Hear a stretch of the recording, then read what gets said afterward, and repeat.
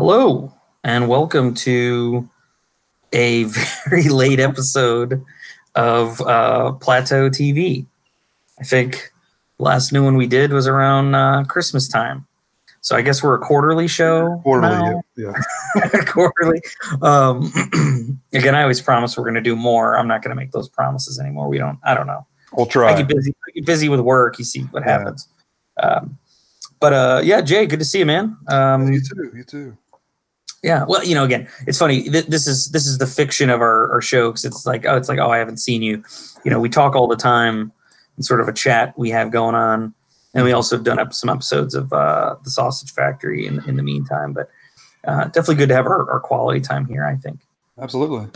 Yeah. What have you been watching lately? Oh man, I've been all over the place. Yeah. Lots of television, really. Like not even a lot of movies lately. I just started my way through Silicon Valley again. Nice. I love that show. Yeah. It's like my third time to watch it, but you watch one episode and you just have to finish it. That's kind of the way I am. But oh man. Yeah, that's what I'm currently watching. There's been so much stuff. Maybe you can jog my memory. Yeah, sure. In fact, it's funny you mentioned Silicon Valley because that was not on my list. I just added it because basically what always happens is that like I don't keep HBO year round. Right. I suppose I could. I just don't because why pay the extra $10 if there's really nothing specifically to buy it. So I typically get it for Game of Thrones, which is why I think I signed back up again about a month ago or so. And I think I was watching like Westworld, but in any case, like Silicon Valley was a show that I think we had stopped watching the last season that came out, like about midway through, and so we actually did fully catch up with that. So I'm glad you mentioned it because we caught up with that. Another show, and I'm wondering if you've watched it. If you haven't, you should. The Bill Hader show, Barry. Oh yeah, on HBO. I haven't started season 2 yet, but I like season 1 quite a bit. Yeah, that was my wife and I actually really like Bill Hader, and so when I first heard him, like he does like the late night talk show circuit sometimes just for random things, and he's been in some movies. I remember him talking about the concept of Barry, and it sounded interesting to actually see him do it. Yeah, it's I like the show a lot. Like it's very much a dark comedy, but there's just some pretty funny characters on that show. It's much more serious than a lot of stuff he usually does, but he's got range. He's a super talented guy. I think, and the funniest thing to me about the show is that he's arguably the funniest person on the show in terms of like the actor, but his character is like the least funny person on the show. Fonzie and the like that bald Russian dude seem to carry most of the comedic weight around the show. Yeah, I saw that he returns in season 2, so that's good to see. Yeah, you kind of thought he died. I think at the end of season 1, they let you think that. Right. Yeah. We actually, I think we are caught up in because it's actually running live now. So I think there's only been 4 episodes. We've been. I didn't even realize that until we started watching Game of Thrones again, which is again what this show is mostly going to be about today. But that's when I checked it out and I saw, there were already 3 in the can when I first looked, and so we got ourselves caught up, and now Sunday nights I guess are going to be Game of Thrones and Barry nights. Is it the same night? They both go on Sunday night? Yeah, I think Barry comes on at like 7 or 8 or something. I don't remember. Since I watched it on like HBO Go, it's sort of it's not like I watch it live anyway, but I was going to say I think that's Silicon Valley spot. Yeah. It wouldn't surprise me. Which actually, one way or the other, in the front end or back end, I can't remember which. Yeah. And I actually would wonder when Silicon Valley, like they should be due to come back at some point. Later, 2019 is what I've heard. Oh, is it? Okay. Is it going to be the final season for Silicon Valley? Yeah. Oh, it will be. They confirmed that. Yeah. Oh, wow. Okay. That's too bad. That show, like every time they ended a season, I thought it was going to be the last season, because it always ends with kind of a, it could easily end there and be finished. Yeah, they actually did a good job of every one of their finales. It left you wanting more, but it could be an end. It always left you in a spot where that could be the end of the show, and it would feel kind of satisfying. Like there's not, that's true. The only other thing I've been watching, and is kind of more of like a comfort show that sort of, again, when we were catching up on Barry, that's all we were watching. Right. And when we were catching up on Silicon Valley, that's kind of all we were watching. But kind of my time padding show right now is rewatching Person of Interest again for like the, I don't know, 4th or 5th time now. I don't think I've ever seen that before. Really? Oh man. Honestly, I'd love to do a show about Person of Interest. Just, Plateau TV. That's definitely a show I highly recommend. I'm not sure if you remember, if you know the premise of that, but it's Michael Emerson and Jim Caviezel. And it's, well, I kind of almost don't want to explain too much about it, but it's about kind of like a computer system that can like help predict events that could happen to people. And so they try to like help out people who are in danger. And it's really interesting because CBS as a network is usually very, very like siloed. They don't really like episodic storytelling so much. They prefer, kind of like a single episode. It's self-contained. Person of Interest sort of bucked that trend in the sense that each episode was that, but they found a really clever way of telling an ongoing story that kind of worked its way through the episodic, stories. So in any event, the whole series is on Netflix. Definitely recommend if you're interested to check it out, because it, if it grabs you, it'll grab you quick. And I remember when my wife and I caught the show, we burned through a few seasons real quick because we kind of got into it. So yeah, I recommended.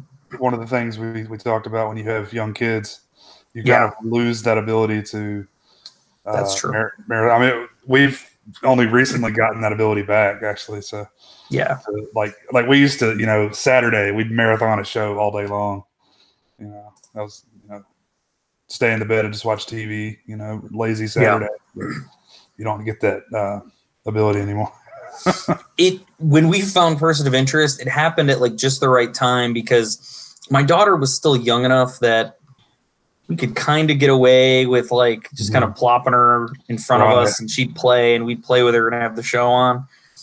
It's a little harder now. And then we have a baby too. So, but you're right. And I imagine it's gonna be a while before we fully get that back.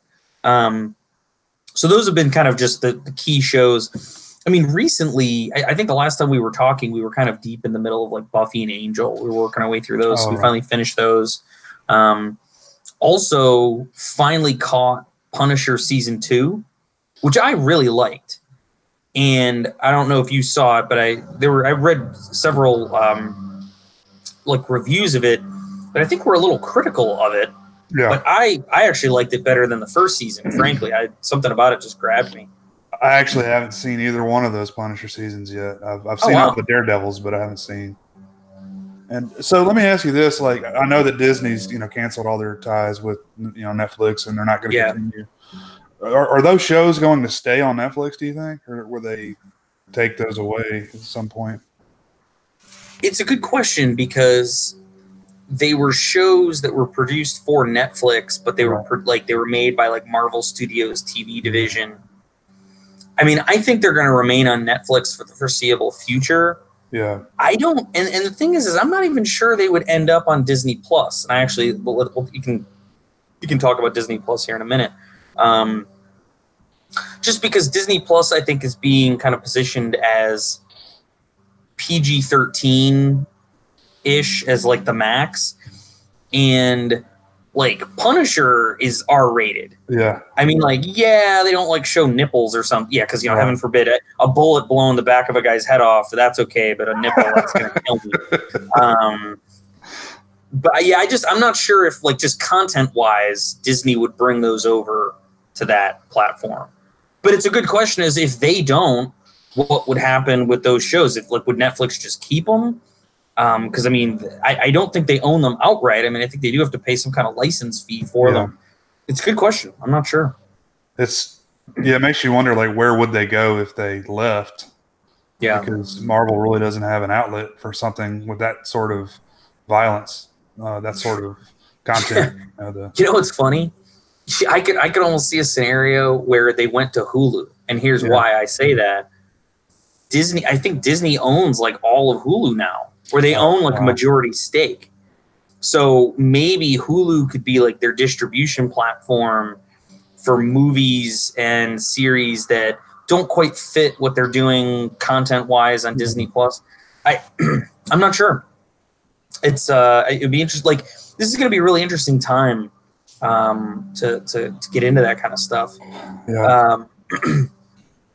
Before we get too much into Disney Plus, though, I started Arrested Development's like final half of its final season.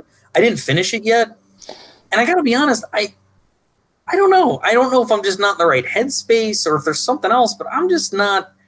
I would have thought I would be done with it already, and I kind of was like, I'm not into it right now. I watched maybe 3 or 4, but I haven't finished it yet either. I'm going to. I think that stuff, it gets better with age. It's so many jokes going on all the time that you miss the first time around, Yeah. But it's like the Guy Fawkes. Have you gotten there yet? Where Job doesn't understand what he thinks gay foxes. Oh, I know. I have not gotten that. No, I haven't gotten to that yet. That's a nice turn, though, for Will Arnett. Yeah.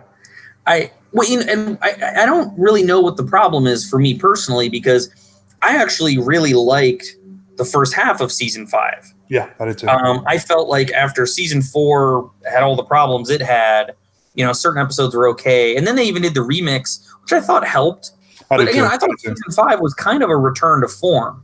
Like the episodes held together better. There was better chemistry with the characters, mostly because they actually were, in scenes together.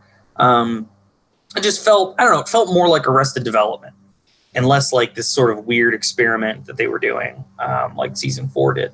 Yeah, I mean, it's kind of like it's been so long. Can they even get there again? And so much has changed.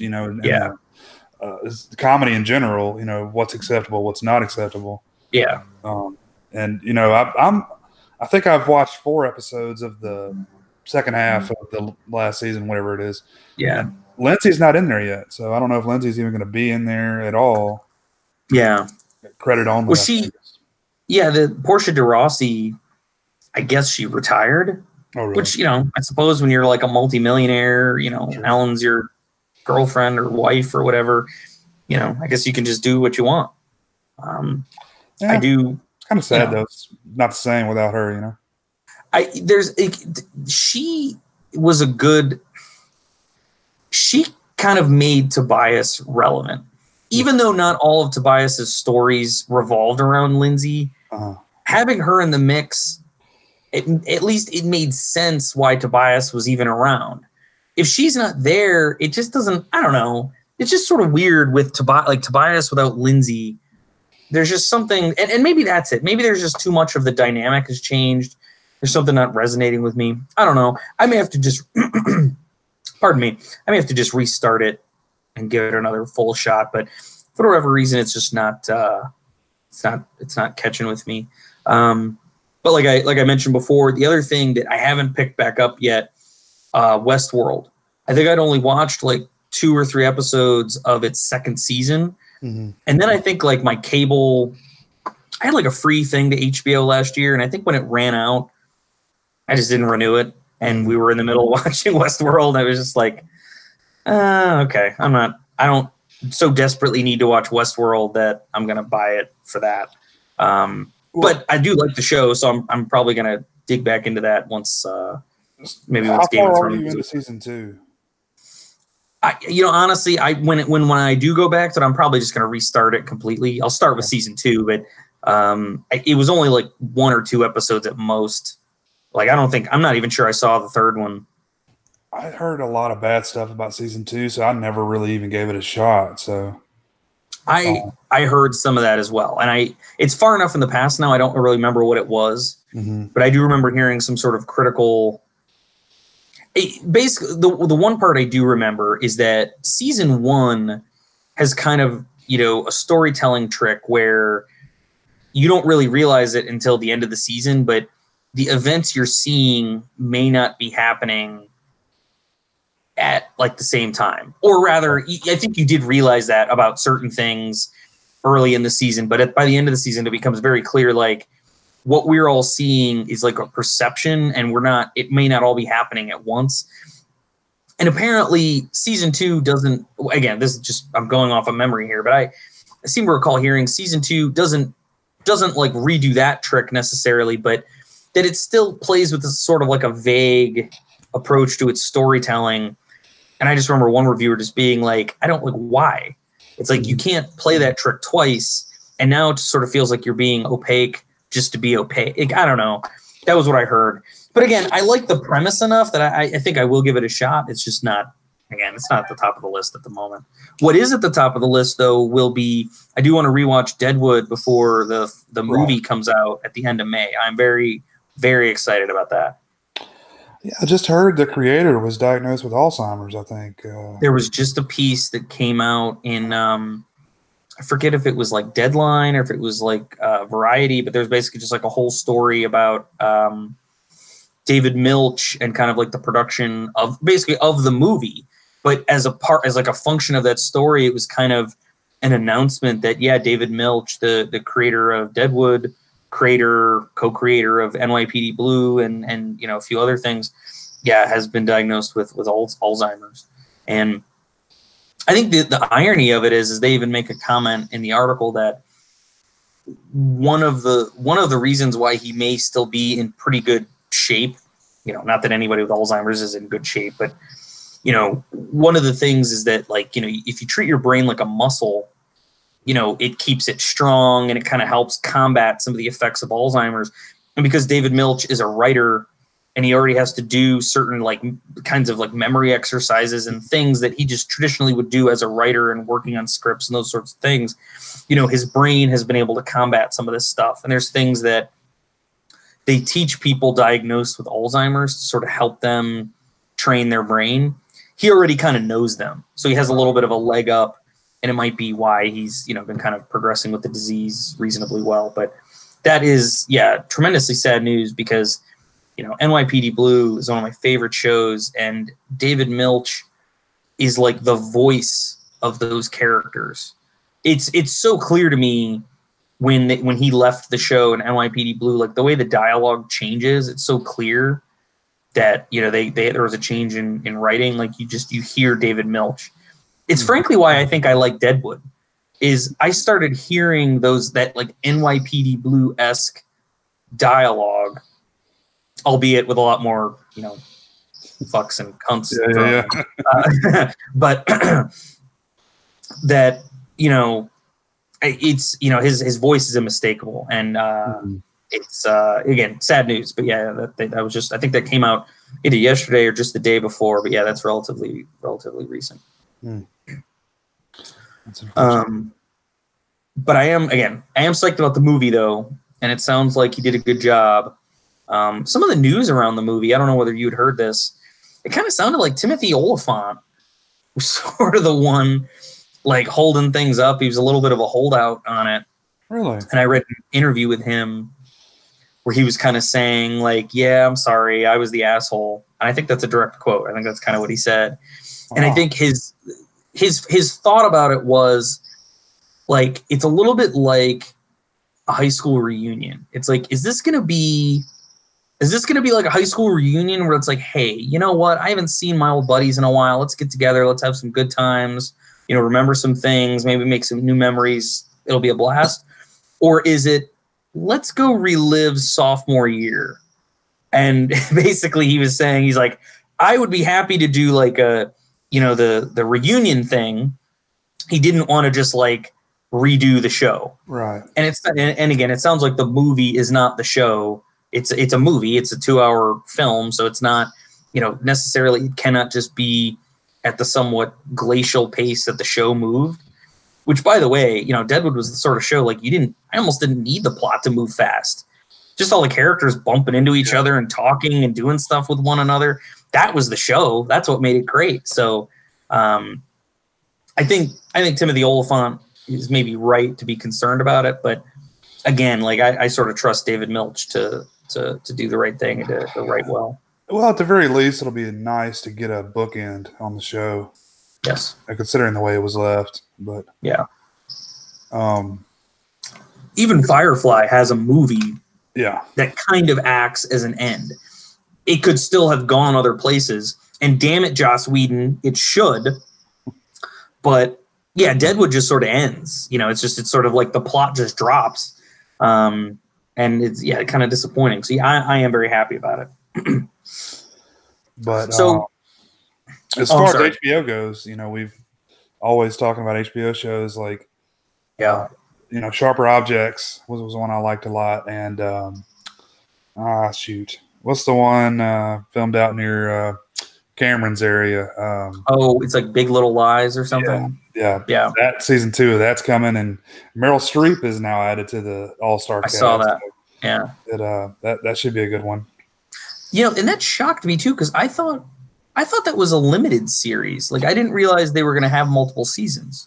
It's one of those that you're like, they're doing a season 2? Yeah. Why? How?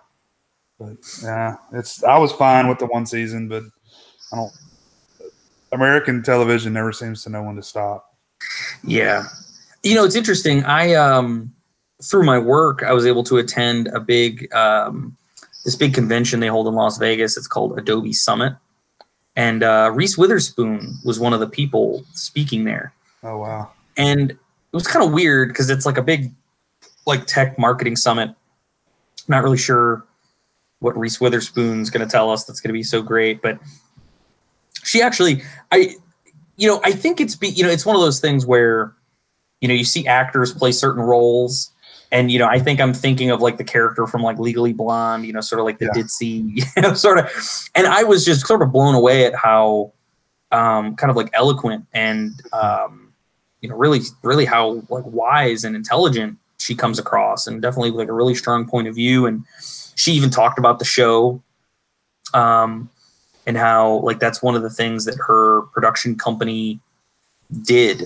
And, I think this has been out in the press for a while, since her production company's been around for a few years now. And is actually, I think, starting to, make money and be very successful. But she was just sort of unsatisfied with kind of the roles and the scripts she was getting. So she's like, why don't I make movies that I'd want to be in, or that women would want to be in? Totally. And she, that's what she's done. And so I think she partnered with a friend of hers, or at least a colleague of hers, to make the show. And like you say, by all accounts, I haven't seen it. Unfortunately, I'll rely on you to tell me if it's good.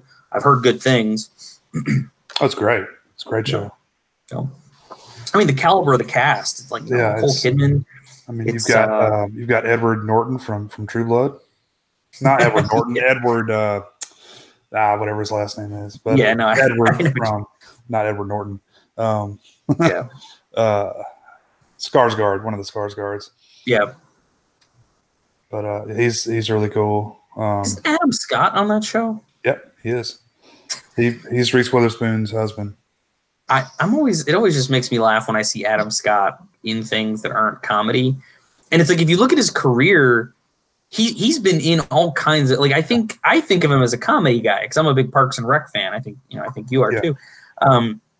But he's just been in, like, he actually used to be on an HBO show, like a really sort of like sex oriented. What was it? Tell Me You Love Me. Did you ever see any of that show? I don't believe so. Oh, okay. Well, if you and the wife are ever looking for a kick in the pants, it's a show. It's a, I don't really remember. I just remember it got a lot of press because there was just like a lot of sex and nudity, which I don't know why that would get it press, because it was HBO. Yeah. And, it's not like The Sopranos and The Wire and Oz and every other damn show that HBO's had has that stuff. But I think it was because the show was like specifically about like married people or people who are in relationships or having affairs or whatever, like, and their sex lives. And so like Adam Scott was, I think he was married to, I think he was married to the actress who played Penny on Lost. You haven't watched Lost yet, so that means nothing to you. But, Lost fans, if you ever want to see Penny from Lost naked, go watch Tell Me You Love Me on HBO. That's not Lily, whatever. Evangeline Lilly. Yeah. That's not what that is it? Oh God, no. But definitely. Trust me, if she's been naked somewhere, I would know. No, that's not her. It's a different one of the different actresses. Okay. But again, one of the best characters on the show of Lost. But in any case, Adam Scott was on it. In fact, hey, ladies, let's not pick on. Let's not make this a sexist show. I think if you want to see a little Adam Scott nudity, I think he's naked on that show too. So there you go. So there's something for everybody.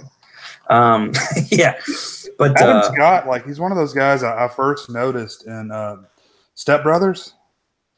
The movie Step Brothers, and since then, it's the fucking Catalina wine mixer, Jay. Of course, I know Step Brothers. He's like Where's Waldo, man. He's in everything. I was watching every now and again. So I'm a Star Trek fan from way back. Don't get me started on Star Trek Discovery, but it's not something I'm always into. I kind of go through phases where it's oh man, I could really go for some Star Trek, and other times it's it'll bore me. I don't really want to watch it. Yeah. Well, the last time I was working my way through just watching different shows and watching the movies, I was watching Star Trek First Contact, and I'm not sure if you're a Star Trek guy or if you're familiar with the movie. Oh, cool. Well, if you remember, at the beginning of Star Trek First Contact, the Enterprise is kind of off doing its own thing. The Starfleet doesn't want them to deal with the Borg because of Captain Picard. So kind of a big fleet shows up to fight the Borg. And the Defiant from Star Trek Deep Space Nine is one of the ships that's there. And basically it, along with all the other ships, are getting their asses kicked. In that Defiant scene, Adam Scott is the guy who's at the helm of the Defiant. He's the guy who's kind of our shields are gone. And I think he's also the guy who's there's another ship.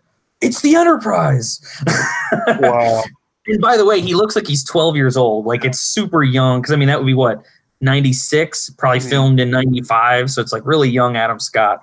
In his defense, he still kind of looks like he's 12 years old. He just has that he's got young look about him. Not in a negative sense. He just looks like a young guy. I think Paul Rudd has that going for him. He does. Paul Rudd, I think, is 50 now, but he, I think he could pass for his 30s, at least, Oh yeah. With some Hollywood magic, he could anyway. But in any case, just a few other things I wanted to get your reaction to, because since we last talked, all the big announcement about Disney Plus came out. And again, we were talking about that a little bit in context of the Netflix stuff. The price point on that is eminently reasonable. I think, what is it, $6.99 or something like that? Very cheap for the catalog of content you're going to get. Mm-hmm. What did you think about those announcements? That's a smart move with that price point. It really is. Especially in this streaming market, because you've got HBO alone is what, $10. Usually they have a promotion. I think it can be more expensive. Yeah. I think HBO now might be $15 or $14.99, but yeah. There's a lot of content there, but still that's a smart move going for someone that may or may not want to, they don't want to spend $10, but they'll definitely spend $6, $7. Yeah. So what is it? Is it that's just Disney, right? The Disney Plus. It doesn't include Star Wars or Marvel. Oh no, it does. Yeah, that's just the thing. In fact, even there's a screenshot, when they made the announcement, they kind of had the Disney Plus dashboard up behind Bob Iger. It's everything, man. It's their movie catalog. Well, again, one question that they've sort of evaded getting specific about, but at some point, I think most of their movie catalog will be up there. I don't think at launch it will be, but at launch, Star Wars, there's going to be the first Star Wars live action show, The Mandalorian, will be available at launch, kind of executive produced by Jon Favreau.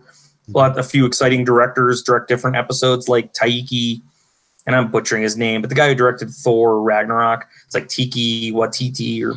Yeah. I apologize. I butchered his name. He's New Zealand, right? Or that guy. He directed an episode, and a few other talented folks directed it, and it stars Oberyn Tyrell or whatever, Oberyn from Game of Thrones, the guy who got his head crushed.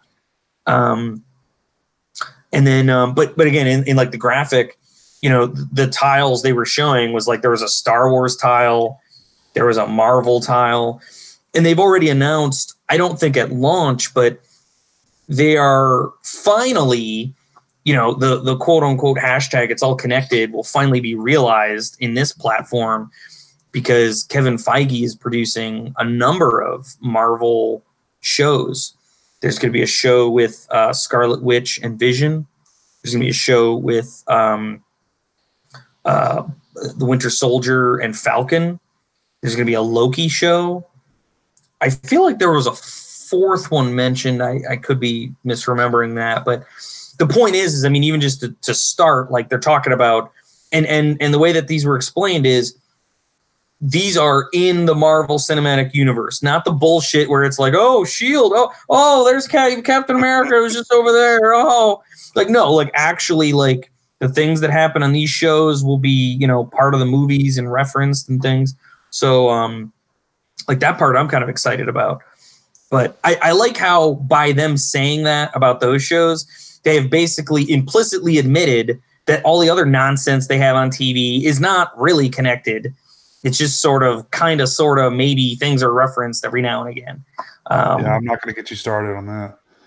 Sorry, I'll stop there. But but I'm excited because they're going to do a final season of Clone Wars, which I'm not sure if you ever watched. I think we've talked about it. I don't know if you were a big fan of that, but I was, and it kind of just ended because of I think when Disney bought Star Wars, for whatever reason, they kind of interrupted the making of that show, and they just kind of ended it. They canceled it. They moved on to Star Wars Rebels, but I don't know if it's fan interest or they saw like what the audiences were on Netflix or whatever, but they've produced, I think, like 10 or 12 like episodes, kind of a final season, official final like ending of Clone Wars. That'll be on Disney Plus as well. Are these live action shows? I know Clone Wars isn't, but the Mandalorian is live action. The Marvel stuff that I mentioned, live action. These are going to be live action produced series. Yeah. So are we talking like Chris Evans and the Olsen? Olsen's going to be in there as well. Well, so let's talk about just the characters. Like so the show about Vision and Wanda will star Paul Bettany and Elizabeth Olsen. Like they will be on the show. The Loki show will star Tom Hiddleston. The I forget whatever the other one was I mentioned. Falcon and Winter Soldier. That's going to be I can't even remember those guys' names now. But again, the actors, those guys are going to be the stars of that show. But to your sort of other question, like, will Chris Evans, appear on their show? Because that would make the most sense. I don't know. Maybe. I suppose there's a case to be made if there's ever like a Bucky flashback to like World War II or something. Wouldn't that be kind of cool to have Chris Evans show up? Or hell, even if he showed up in the modern times, assuming Cap survives Endgame, I don't know, maybe. And that's probably why they haven't announced certain other details about those shows, because there could be spoilers for the movies that still haven't come out. But I'm excited for it. I think the price point is insanely low. Yeah. To me, it feels to me like Disney is just taking a shot directly at Netflix. Like, what are you going to do? Like, this we're coming to market. We have content that people have been taking in for 100 years, and we're going to sell it for half of what you do, which is actually because the next news item on here, which is leads from that, Netflix just announced they have a price increase coming. I don't know whether you got that email, but I did. I think May 15th. It's going to be like $14.99 or something like that. It's going to be more expensive. Which, I like Netflix. I think they have good content, and I certainly do like their bold content strategy of just like, hey man, let's just greenlight a bunch of crazy shit and throw it out there and just, see what people like. And if they like it, we'll make more. And if they don't, well, you had a good one season of it. I think that's cool. And I think it's creatively like a good place to be, but exactly. I just don't think Netflix is worth again, I'm keeping it because there's still stuff I watch on there, but I could see a scenario in the future where I might do with Netflix like I do with HBO. That's what I was going to say. It's going to go from being a staple to something people, maybe do only a few months on and a few months off type deal. Right. Now it's kind of like everyone has Netflix or has access to a Netflix account. Yeah. I don't know if I could do without it, honestly. Like, I cut the cord a few years ago, and I'm like Netflix, Hulu. That's kind of my staples. So yeah. Well, if this may change, then my next one here, Jay, might adjust your thinking. According to IndieWire, Nielsen did kind of a report, a study. How they did this, I'm not sure, because Netflix hides their numbers, but Nielsen has some mechanism by which to do this. The Office is streamed more than any other show on Netflix. But even in spite of that, get ready, because it's not going to be on there forever. And in fact, Netflix is already starting to there's discussions happening about when The Office is going to leave the Netflix platform. If you had asked me what was, I would have probably said like Friends or something. Ugh. I know you don't, honey, you don't care for Friends, but I don't know. I love The Office, and I know Pizzal said if they get rid of The Office, he's getting rid of Netflix. So I would not be shocked if there are more. To be honest, I could be one of those people. I haven't watched The Office in a while. It's always such an, we've had this discussion. It's always such a journey. Like, I always have to start it at the beginning and work my way through, and it's emotionally exhausting. And so I think the time it takes me to start watching it again keeps getting longer and longer. But yeah, if that wasn't on there, that's a staple show. I could see there being people like Piz who do that, because I could be one of them too.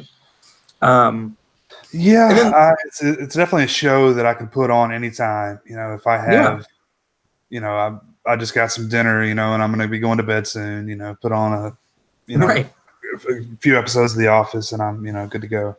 That's exactly. It's a comfort show. You turn it on. And again, I continue to maintain that no matter how many times I see it, third season of The Office, laugh out loud funny. That gets me every time. I can watch any one of those episodes, and they're just hilarious, start to finish. So the final thing, and I don't even know necessarily that, react to what you want to react to, but I just sort of started looking at all the various series finales that we're going to have this year. And there's a ton of shows ending. Everybody's focused on Game of Thrones, right? But let's see. We've got Gotham ending this year, which was a cluster F, and I never much liked it, but it's ending. And it sounds like Batman's going to show up for more than 2.5 minutes. We'll see. Big Bang Theory, that's a big one. That's ending this year. That was ending. Yeah, I think, what is this, the 10th season, I think? Jim Parsons is the one responsible for that, because I think CBS was trying to renew them for at least another year, and he was I think he was the guy who was like, let's end it here. So it's kind of a Jerry Seinfeld situation there. Pockets were full, I guess. I guess. I don't know. You have to wonder sometimes. You do something for long enough, maybe you want to. And I think he's sort of, he's probably associated with the Sheldon character so much that maybe he wants to see if he can do other things. I guess I don't blame him. And like you say, his pockets are full. Now he has all the options in the world. Yeah. Unbreakable Kimmy Schmidt ended already, technically.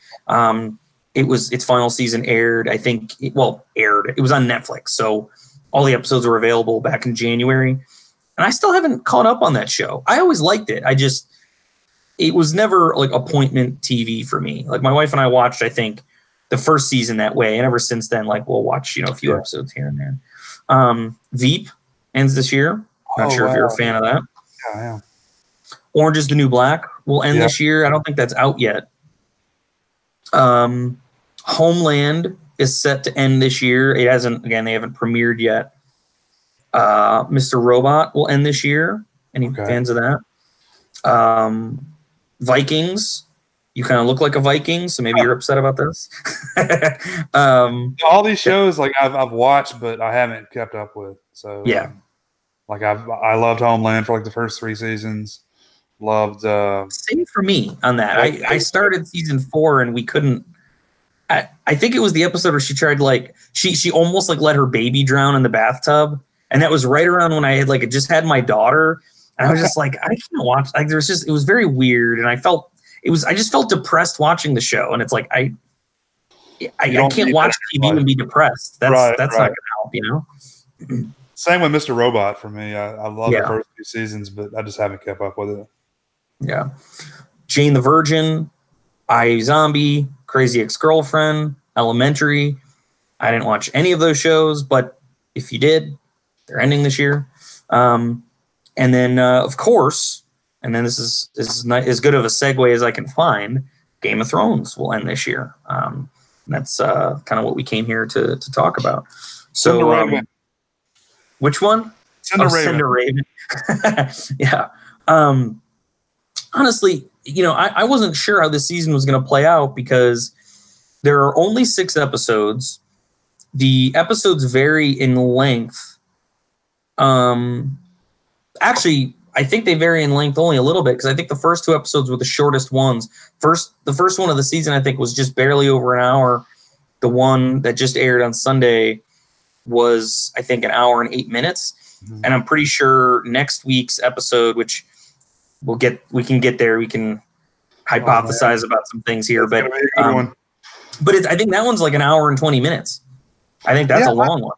See, I had heard they were all like 90 minutes. I don't know where I heard that, but it's only 6, but they're longer episodes. But they are longer. Yeah, they are longer, but still, I think hour and 20 minutes is like the longest that they get. If I saw like a list, like a breakdown of like episodes, like 1 and 2 was like an hour and 2 minutes, hour and 8 minutes. And then it was like the final 4, I think, are like an hour and 20 minutes each. Maybe there's some variability there, but I didn't think they got much longer than that. I wish they were. Hell, make me a 2-hour episode, damn it. There's only 6. There's a lot of story yet to cover, I think. Of course, after next week, there could be no story at all. And as if we have to say this, there will be very many spoilers in this, guys. Oh, yes. I'm sorry. Thank you. Good call. Yes, if you have not seen Game of Thrones Season 8, the first 2 episodes, Episode 1, Winterfell, Episode 2, A Night of the Seven Kingdoms, stop watching now. Pause us. Go watch them. Come back and finish the video later, because here it comes. So let's go in order. And honestly, I sort of feel like with Game of Thrones, you almost can't approach it like a normal. It's not like I don't know. We could give a synopsis that quite captures things. I sort of, in the notes I wrote for myself to talk about it, I kind of listed. So just this will help. Like I put like Jon and Dany, Arya, Sansa, Cersei and Euron. Like that's how I had to think about it, because the way Game of Thrones always works is it's like you're always sort of basing it on like what the character, like which characters are interacting and where they are and what they're doing. Of course, the big news being that in this season, the characters are as together as they've ever been. Pretty much everyone is either at Winterfell or in King's Landing, which has, been that hasn't really been the case ever on this show. Like even when the show started, people were all over the damn place. So it's been, let's start with you, Jay. I mean, do you have any sort of initial thoughts to that first episode? I mean, do you want to go character by character? What was your immediate reaction after having it back after, was it 2 years, year and a half? Yeah, that's kind of the thing with me is I was really into it, at the end of the other season, when it ended, and it's been so long. I don't know. It just kind of, I don't know. I wasn't that eager to get back into it, to tell you the truth, but really, I finally pushed myself to do it. I don't know. It pisses me off when people wait so long, because I know they're just trying to take advantage of us as viewers. But I'm not sure that was the case here, but maybe not. Granted, they do put quite a bit into the production of the show, but man, it's total fan service. The first 2 episodes, like the Yeah, characters I was asking about, like where's Grey Worm, where's Brienne? We got them in episode 2, Yep. But before we started the new season, what is it? 8, 7? What is it? No, the newest season. What number is that? Oh, we are in season 8. We're in 8. Okay, that's what I thought. Before we started, my wife and I were going to try to watch the whole thing over again, but we got to the first few episodes, and we got so pissed off at what's his name? The little, damn it, I was saying it earlier, Joffrey. Oh yeah, we had to give up. So we just went and watched like a recap of the season, which HBO did a really good recap. It's like 30 minutes long that takes you through all the seasons, and I was just trying to catch up so I wouldn't be lost. Yeah, but I've seen the whole thing through a couple times, so I was just trying to refresh my memory. But I made some predictions to my wife, and she still doesn't believe that I didn't read this somewhere. But I said, okay, first thing I'm going to say is Jon's going to ride a dragon. It happened like immediately in the first episode. She's like, "You read that?" I didn't expect that. I don't know if I would just had my head in the sand or I hadn't really thought about it. But I was just thinking, because I was originally thinking, before we found out, officially that he was a Targaryen, that it was going to be Tyrion, Dany, and Jon riding the 3 dragons. But we know what happened to one of those. Yeah. But so I said Jon's going to ride a dragon, and then what else did I say? I said a bunch of characters are going to get killed immediately, but that didn't happen. But he did ride a dragon, so I was right on that one. That's good. And my other prediction was that Bran is somehow the Night King. I don't know how. I keep hearing this. Where does that come from? I don't understand that. I just think did this start on Reddit? Did this start from something in the books? Because I've read the book. Like, some friends of mine that I still keep in touch with have mentioned this to me, and I just don't know where that comes from. Maybe you can help me out on that. I'm not sure. I'm not saying it's wrong. I don't really know where. I don't understand how that's possible. I don't know how it's going to fit together, but there's something about Bran that ever since he's turned into the 3-eyed raven, I don't trust him. He seems odd. He seems off. He's not. Ever since his accident, he's never been, that all together. Yeah. But, I don't know, man. It's something about him that just seems off to me. And, they said in the last episode that he's going to be coming for him to, I guess, kill the memories or whatever. Yeah. But anyway, that was my third prediction. My wife and I managed to get through all of it. Yeah, we did rewatch it, and it was tough because my wife she hates Joffrey. She hates Ramsay. Mm-hmm. So there were just like specific scenes that like she just, for whatever reason, the one scene she just absolutely hates is the one where, and I forget which, it's season 2 or 3. I think it's 2 because it's when Tyrion was the king of the hand, where it's like Tyrion thinks that like he just needs to give Joffrey a release. So he sends him, the 2 prostitutes, and what that little sadist bastard does, it basically has the one like beat the other one. Like that scene, just for whatever reason, just my wife hates it. That just shows you like his character. Like he wouldn't do what any normal boy would at that age. Yeah, he's like takes it up a notch to some sadistic. And I don't even like he's like asexual. Like even like Marjorie, to her credit, like the way she was able to kind of like wiggle kind of under his skin and kind of like figure him out. She did it by like, it's like, oh, is that a crossbow? Yeah, exactly. Like she it was like nothing, the way she worked Tommen the way she'd work most men. Right. It's like she slept with him, like with Joffrey though, she had to play it a different way. And again, it's just a testament to her character. She sort of figured that out, but he was a little sadistic fuck, and she was able to manipulate that aspect. Yeah, so that's cool. I never thought about it like that. Yeah, that's right. And just the whole like Ramsay, the episode, like the 5 or 6 episode long Ramsay torturing Theon thing. just she didn't like that, so it was tough to get her through those episodes. But once Theon stopped being a man, we were through the tough times. We were kind of back on track again. But back on Theon, man, I think I was like done with him as a character before this came out. Like when he let his sister go, and just watched it happen. What, you can't say like grow a pair, obviously because but he's redeemed himself now. It's I don't know, like I think it's just a testament to the show that here's this character that's just so, it seems like he's just so broken and lost, and you kind of find yourself rooting for him again, because I'm with you, like I was like, come on, man, like especially she was the only one that actually treated him like a human being, right? And it's like you couldn't even just hang in and save her or try. But I think that's what makes this show so good is he's a deeply human, broken character. Like he was scared. He was a coward. He ran away. Like, I think we all like to think what we would do in that situation. I actually think most people would do what he did, True. And I think that's why it's a tough thing to watch, but I think it's what makes the show particularly interesting. His arc is really interesting, along with like Jaime's arc. Yeah, who was such an asshole, and he's really kind of turned the other cheek now. Yeah, and I think I'm sorry about that. Oh yeah, no.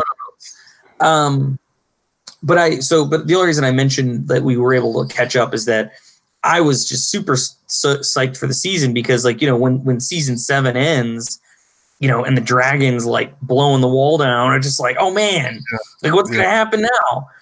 And to be honest, if these episodes were not so fan servicey and so good at like the character interactions, I might be a little impatient right now. Like, come on. They've been waiting thousands of years to get back into the into the regular world and take over. And it's 2 episodes and they're still not down there. But again, I'm able to let it slide because what I've seen in episodes 1 and 2, I think has just been so, I think I watch these episodes and I'm like grinning from ear to ear the whole time.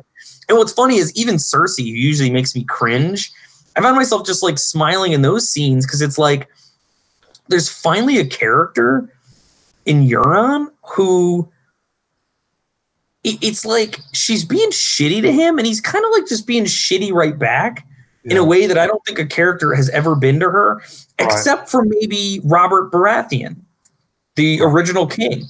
Like she'd give him shit and he'd give her shit right back. Yeah. He'd also slap her around a little bit, but that's I was kind of surprised that she did go to bed with him, Euron. I almost wonder if it's that thing. If it's Cersei has so like intimidated and dominated men, even Jaime, when you think about it, like Jaime was just so in love with her. She had him wrapped around her finger. And here's this guy, again, a huge asshole for sure, but like here's this guy who kind of doesn't give a shit. Like he knows she could kind of have him killed, but he's still like coming after her and he's got a lot of bravado and he's kind of vulgar, but I almost think she, like for the first time in her life, I think she's kind of digging it. She's like, wow, okay, this is something new. He's like a huge asshole, but he's like a likable asshole. I don't know what it is about him. He's got some charm to his, he's like cussing at you, but you still kind of, oh, this is a nice guy. Yeah. But in any case, like I thought, but again, like you say, like even that scene, I found myself smiling. And also Cersei just bitching and moaning about the damn elephants. That's like a meme now. I thought that was pretty funny. Was that ever a thing? Like, did they actually have elephants in armies? Yeah, that's like in actual, human history. That was Hannibal, I believe. Hannibal rode elephants like through the mountains to attack Rome, I believe. It just seems like if I'm wrong, I was just ignorant on the internet, and I'm the first one. It seems like a hard animal to be able to control like that, but I'm going to stop at that because I think that's right, what I just said, and I don't want to make myself sound stupid now. But yeah, I mean, I think that is a thing that they did have. They had elephants in the army. I remember that much. I mean, you got to think about it though. Elephants are in like circuses, and so they're easily trained, or they can be trained rather. Whether that's easy, I don't know. And as I understand it, elephants are pretty smart. So right. Maybe that's it. I mean, I think elephants are probably smart like horses are smart. I mean, horses are reasonably smart animals. So maybe it's that kind of idea. Sure. Yeah. Yeah. I mean, I'm not saying they're stupid. I just think it's, horses have been in captivity for, thousands of years and, bred and, that attitude bred into them and everything. But I don't know. That's just kind of where my mind went. Yeah.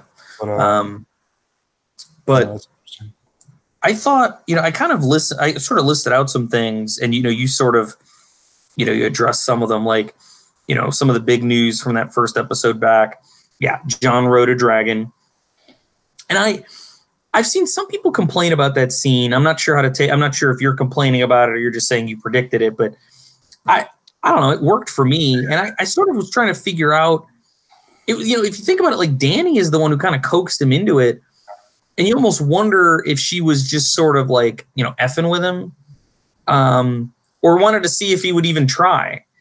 And so it's sort of, I think she's kind of like fallen in love with him, and it's an opportunity to sort of maybe test him a little bit, and he comes through. So it sort of works on two planes where it sort of shows like her faith in him is justified, and he sort of proves himself to her a little bit, which I think he's already done that. It tells us, the audience, like, oh, okay, so there's, that's the thing, is the audience knows the truth about Jon already, but, to see it reflected in how the dragons treat him, I think is just sort of an interesting thing to do. The North is concerned was my note, because Jon shows up with Daenerys and her big army. And there's a lot of consternation about him bending the knee to her. Sansa's not dealing with it very well. Oh yeah. In fact, I do have to say that the one exchange with Sansa and her in,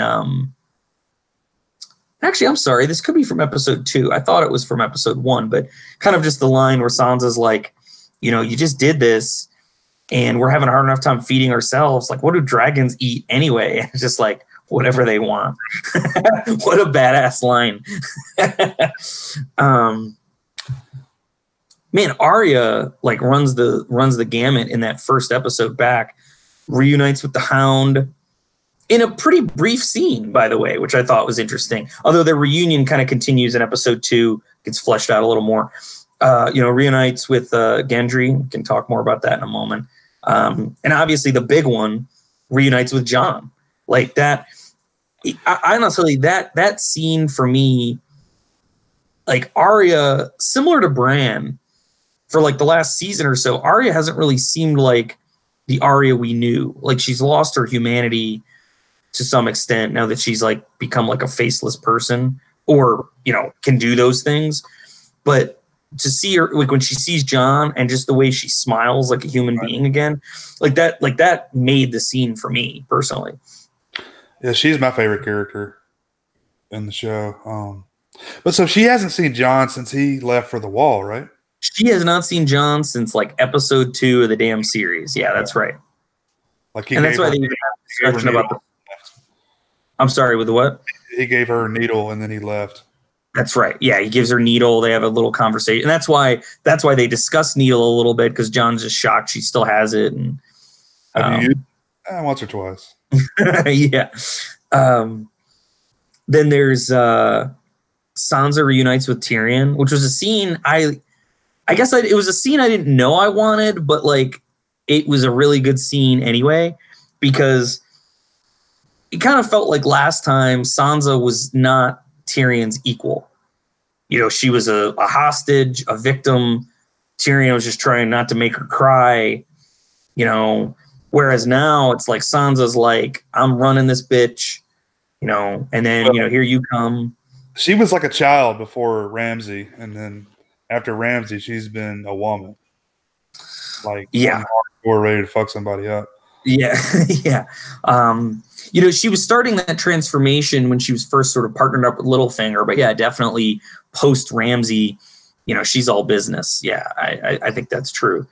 And I also liked that she sort of took Tyrion to task for like, and you believed her, like you're that stupid. I mean, she doesn't say it that way; she says it more clever. But it's interesting that it takes like Sansa to be the one to say that to Tyrion, like. How is this even a question for you? Well, he's like the smartest one of them all. That's yeah. Well, right. I mean, again, it's just the truth that like Tyrion has his blind spots. For as much as he hates Cersei, and I think he does. I mean, she's still his sister, and I think that's true for everybody. That everybody you have a blind spot where your family is concerned. That it's just a thing. I think anybody who has siblings can understand that even if you know your siblings like better than anybody, and there's probably still a part of you that like you want them to be better than they are, maybe.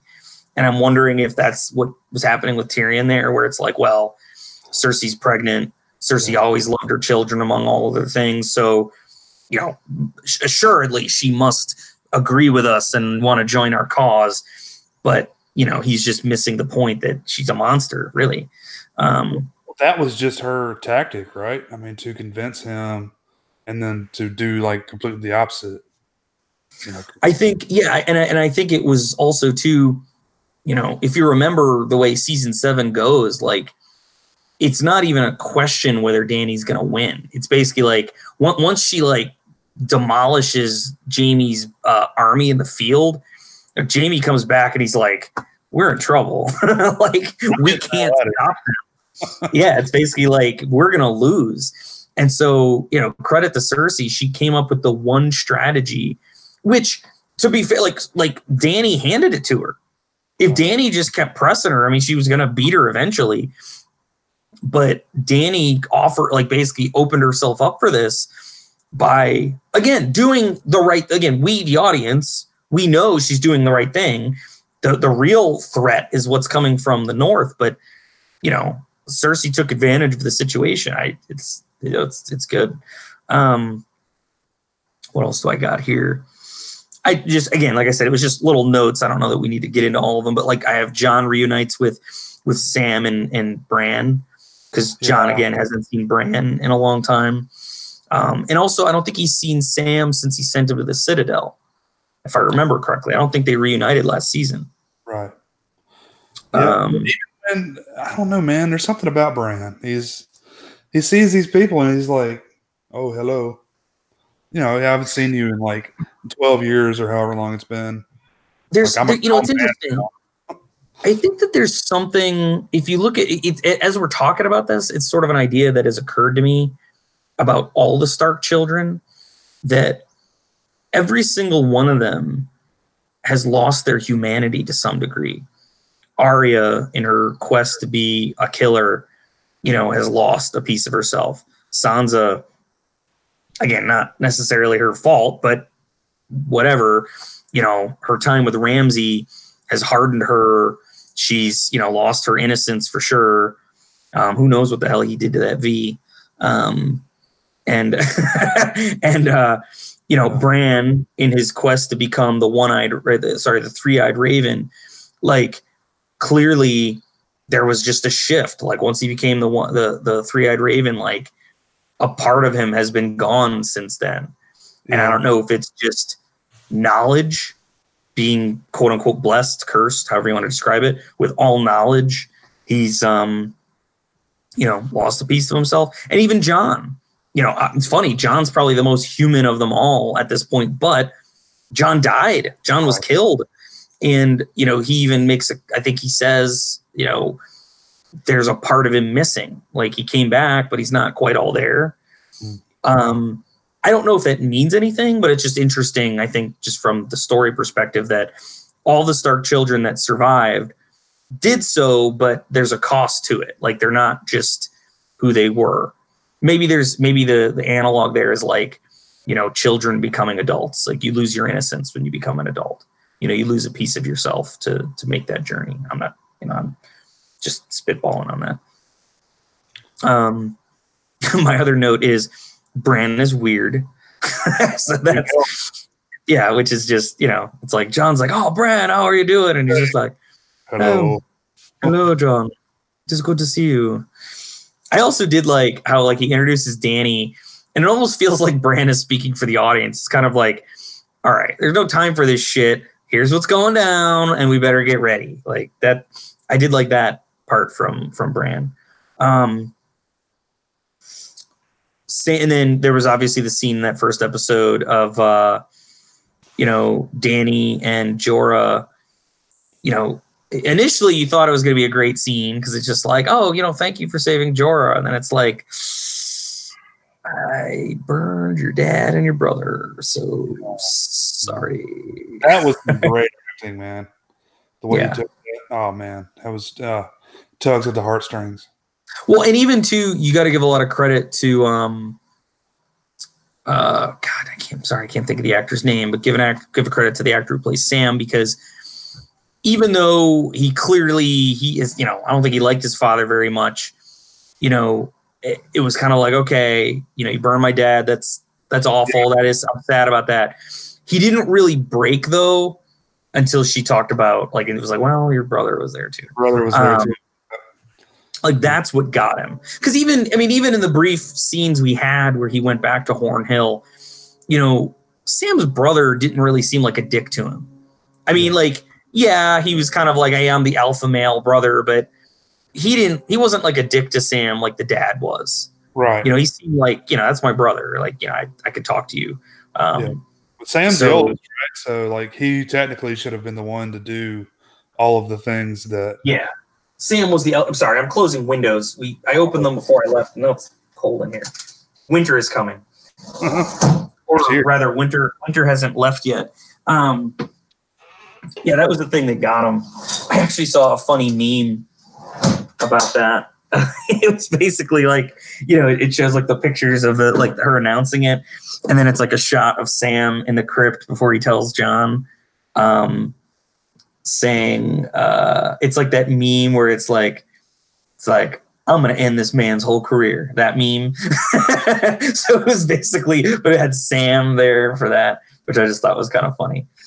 And then of course there's the big reveal, like Jon Snow now knows, Sam told him who he really is. And what was your reaction to that scene? Like, what did you think about how they handled that? I really wasn't. I didn't know what to expect, but he kind of, at first he shows anger towards Ned Stark. Yeah. Which, I mean, I guess that's to be accepted, but surely you can understand why he did that. Yeah. And basically Ned Stark kind of sacrificed his relationship with his wife in order to, save this boy's life. Yeah. Because, she wasn't that cool with him, sleeping with random women. Yeah. And that's why it's interesting that after you see Ned's character, you almost just don't believe that character would do this. And I think you can sort of write it off, because you write it off the way the characters do, where it's like, oh, well, it's wartime. He was away from her for a long time. It was like a lonely night. You know what happens. You were always sort of, and the fact that Ned seemed like ashamed of it, like, that felt genuine. But I guess just the more you dug into it, you kind of started to really think, like, I don't know, that just doesn't make a lot of sense. I don't know. Considering the time, I think that was kind of what you do. It was kind of an expected thing. Like, Baratheon had so many kids out of wedlock, they had to hire a team of people to go execute them. Yes. Yes, that's true. I actually saw a funny meme about, well, no, I won't jump ahead to that because that's episode 2, but yeah, I always, that God, and by the way, like when I was doing the rewatch of the show, even though I remember that happens, there's, if you recall, the friggin' gold cloaks like come into Littlefinger's brothel and like rip the baby out of the mom's arms and like kill it right there. Yeah. That's pretty, like, I remember that was pretty rough. And by the way, like, I'm watching this, I'm like sitting there like holding my, my like 7-month-old. I'm like, oh, okay, this is not a fun watch right now. Yeah, I thought what's funny is like that seemed to be like the obvious way that the episode is going to end, and then I just thought it was pretty cool that they sort of shock you then with the ending that they did give to the first one.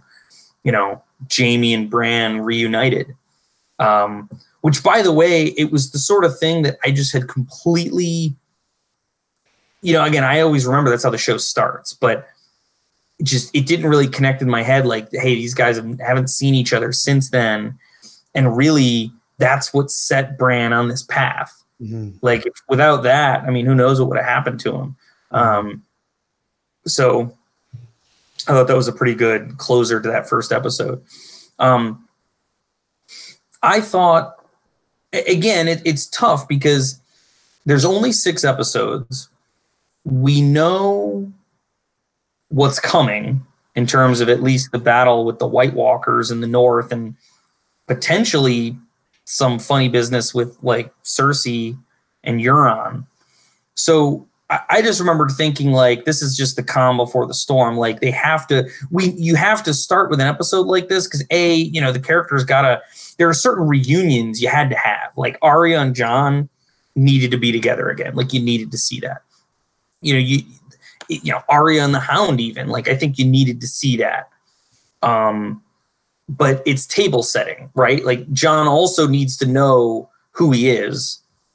Right. All these characters need to get positioned in the right way. So I thought, I think in any other season, I think an episode like this might have made me feel impatient because it's like, well, there's a lot of table setting, but it was just so emotionally satisfying that I was kind of okay with it.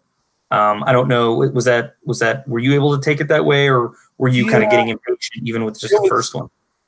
I mean, I can understand why people would be upset with certain aspects of the first and second episode, really, but it's like it's been so long since we've seen these characters and they're reuniting, and it's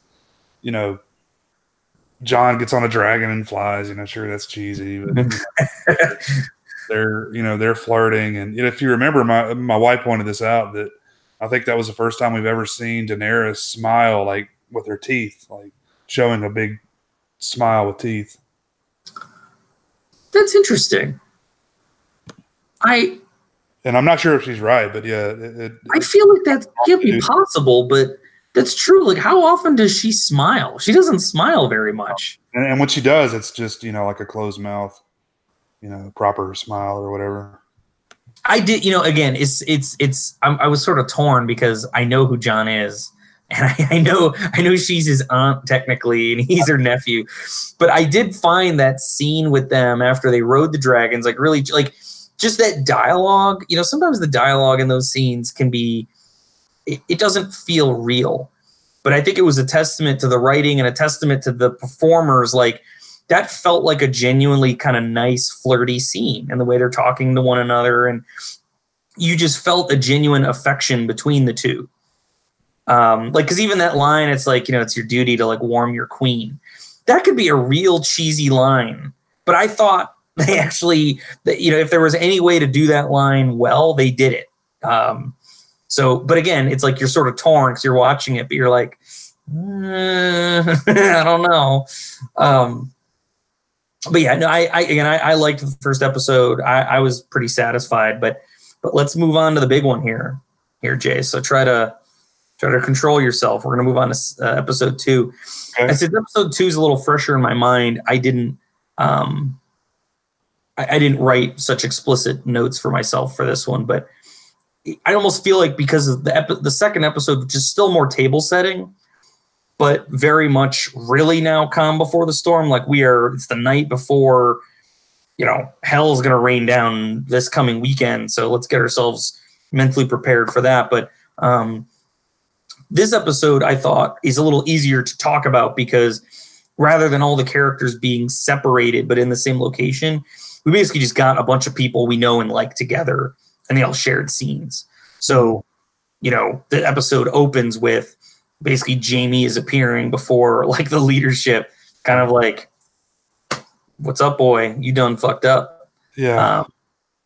And credit to Jaime, he takes it like it's like, "Hey man, it's war. Like what do you want me to say? Like I did what I was supposed to do, and I'm here because I'm doing what I swore I would do." So like, I think that's a credit to his, like you say, his character was kind of a douchebag when the show starts, but over the course of the show, like, God, what a concept. It's like in this show, we root for the guy that was like effing his sister, pushed a little boy out the window, was, killed characters we liked, did other bad, horrible things, but we root for him. Like and I think at this point in the show, we think he's a character with honor, right? Like there's just something to that I think is just great storytelling. Because, you look, kind of flipped his, character arc. He's flipped his, he tries to do the right thing now. At least it seems that, that way. Yeah. I mean, what would happen if Brienne hadn't have stepped in, right there, and they may have executed him, I mean, yeah. I mean, I think Dany was all ready to go. It's like, let's take it. Like I like my dragons are hungry. Let's get this guy chewed up. And that's kind of where she's at now. Like she's like a savage. She's not playing around anymore, and that's kind of like the opposite of how it was when we first were introduced to her character. Yeah. So what's funny is I've seen some criticism of that online. Yeah. People sort of saying like they're like Dany seems bloodthirsty, or like when we talk about like Jon, I'm not gonna jump ahead, but I'll bring this back when we talk about kind of the big, her learning the truth about her and Jon at the end of the episode. But I've just read some criticism of that about her character, and I don't know. I don't know if I think it's justified. Like I feel like the Lannisters are her enemy, right? And especially Jaime is the guy who killed her dad. It doesn't matter if he was the Mad King. I mean, not only is he the guy who killed her dad, but up until the last time she friggin' saw him, he was with Cersei. Yeah. Like he was with those guys. He was the enemy. So I don't know. I feel like it's in keeping with her character. I think she's consistent. I don't feel like it's out of bounds. Oh, sure. You've seen her have to prove herself as a person that will go to those lengths. She's not going to take advantage of. We're not going to let people, get away with this stuff anymore. Yeah. And so Brienne stepping up for him. Yeah, I think you're exactly right. I think had she not done that, I think Jaime was in some trouble, especially because Tyrion is not like, she is not happy with him. And I do have to say on that point though, and this is, I think, a fault of the writing, but like in season 1, 2, even 3, I guess season 4, but Tyrion doesn't get a ton to do in season 4. But like Tyrion was a really smart dude. Like when he was the king's hand, the way he was like working the political angles and figuring out their secret wildfire under the city and doing all, like, he was like working the system like a champ. And I just don't feel like he's quite risen to those heights of intelligence and savvy that he did then. And it feels less like, it almost feels like the writing is making him dumb. Like, well, we can't have Tyrion be so clever here, so he's going to be wrong, or Cersei's going to outthink him. Like, I don't know. There's just some of it that just doesn't feel genuine to me. And is that just me? Am I maybe overthinking it too much? I agree with you. I think it's really just there to question their relationship there before we go into this big battle, because Jorah's there. Yeah. Jorah's ready to get right back in where he missed out before. I don't have any dragon scales on me anymore. I don't have rock stone, right. Stone disease, whatever it is. Yeah. And I'm ready to go. I still love you, Cersei. What did he? Yeah, no, I got you. But But yeah, to his credit, I mean, he stands up for Tyrion, which I thought was pretty cool. Like Jorah, I've always thought Jorah was a pretty like matter of fact character. Like he's kind of just a straightforward. It's pretty clear why he does what he does. Like there's no like confusing bits to him. He loves Daenerys. He had betrayed her. Now he loves her. He would do anything for her. That's the character. Like that's the guy. He has no aspiration in the world other than to be with her and to see that she gets what she wants. Like that's his goal. Lucy, that's what I was trying to think of. He would be on some sort of list. Like he would be a stalker if he lived in today's world. By the way, and I don't want to take us off of Game of Thrones for too long, but I don't know whether you knew this. Ian Glenn, I think that's his name, he's the guy who plays Jorah.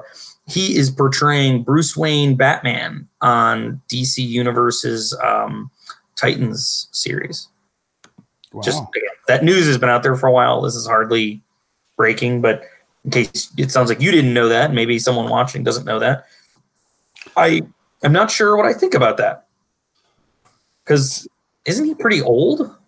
I mean, I don't know. Like, is this going to be a really, really old Batman? 57. Is it? He's 57. Wow. I'm not sure about that casting, but it's Hollywood. You can make people look however you want to look. But and he's British, but so is Christian Bale. So all the damn, like with the exception of Tobey Maguire, both Spider-Mans have been British. I'm tired of this, man. Can we get some actual American heroes? Yeah. They do it better than the Americans. So yeah.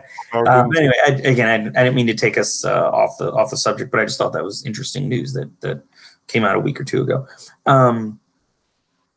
Yeah, I mean, but and again, let's come to this at the end. I was going to jump ahead to sort of leading into episode 3, but I'll go piece by piece. There's also kind of the discussion with.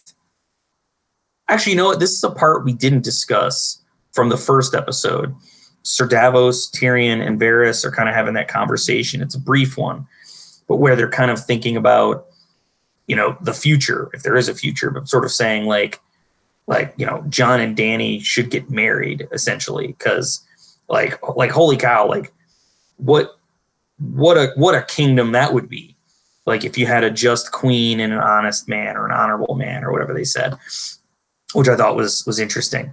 Of course, we the audience are like, I don't know if it's going to go down that way, but the fact that they're thinking that way, just sort of shows the high regard with which they think of both of those characters.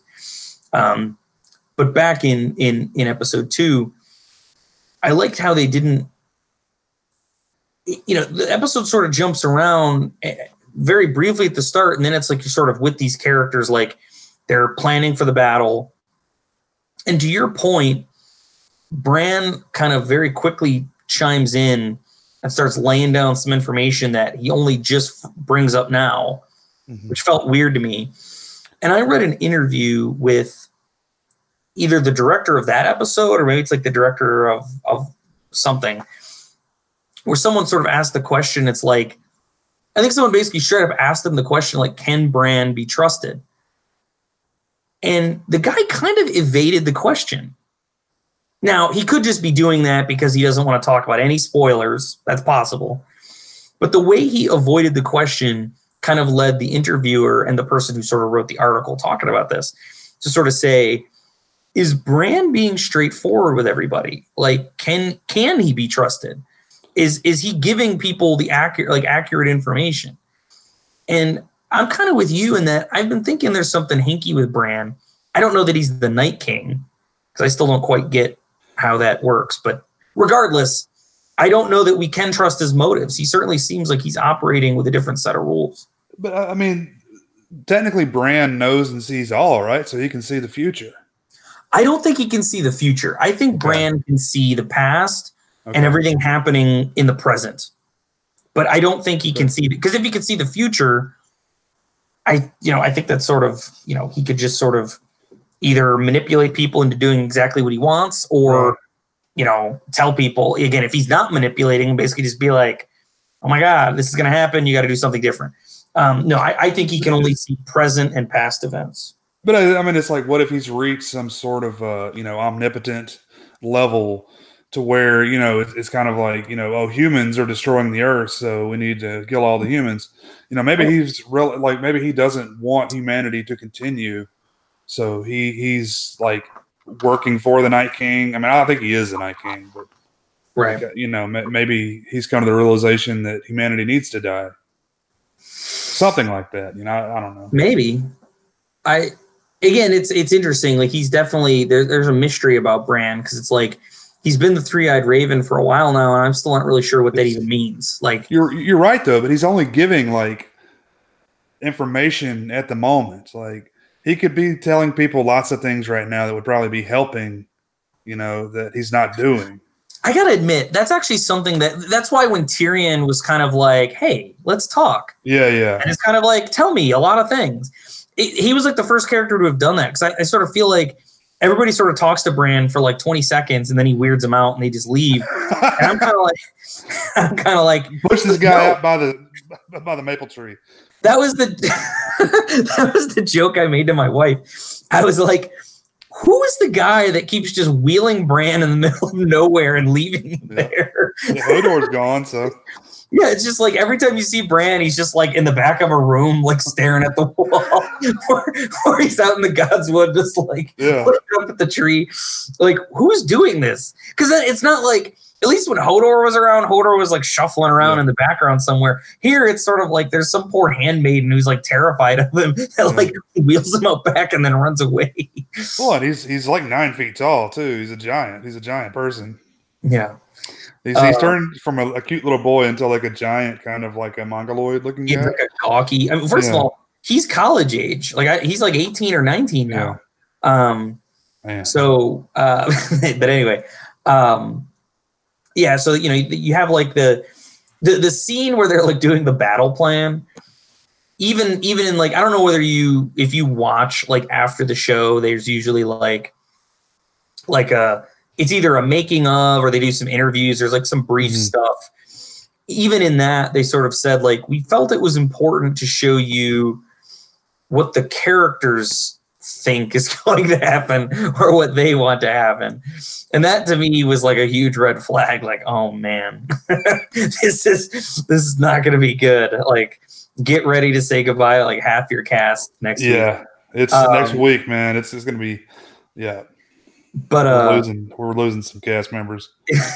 Yes. But then kind of like the rest of the episode is what delves into what I thought was like the real meat of the episode and the really cool stuff, which was like, well, again, sad and like sad stuff because like Missandei and Grey Worm, I was like, you two need to get the F away from each other. Don't talk about your plans. Let's not talk about this fun little island you're going to go live on because in like 90 minutes, this guy's going to take a bony arm to the face and die. I hope not. Like, I like Grey Worm, but I do too. I love Missandei. She needs to be on this show. Look, let me ask you this. If let's say everything goes as planned, they both live, you know, Daenerys is on the throne. Would Daenerys let them leave? I think so. You do? Okay. I actually do believe she'd let them go. Okay.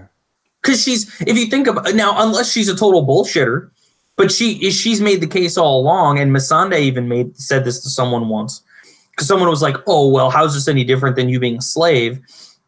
And Missandei was basically like, "Well, I choose to be here.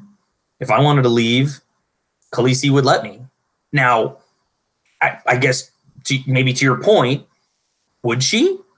I think she would. I genuinely do believe if Missandei said to her, it's like, hey, I'm out, I think she'd let her go. I actually do believe that. But you know, it's fair to question. I mean, that's what I think. Maybe she wouldn't. Just because her character seems like she's changed so much since, you know, the Unsullied and all that, you know, in her life. It's a fair question.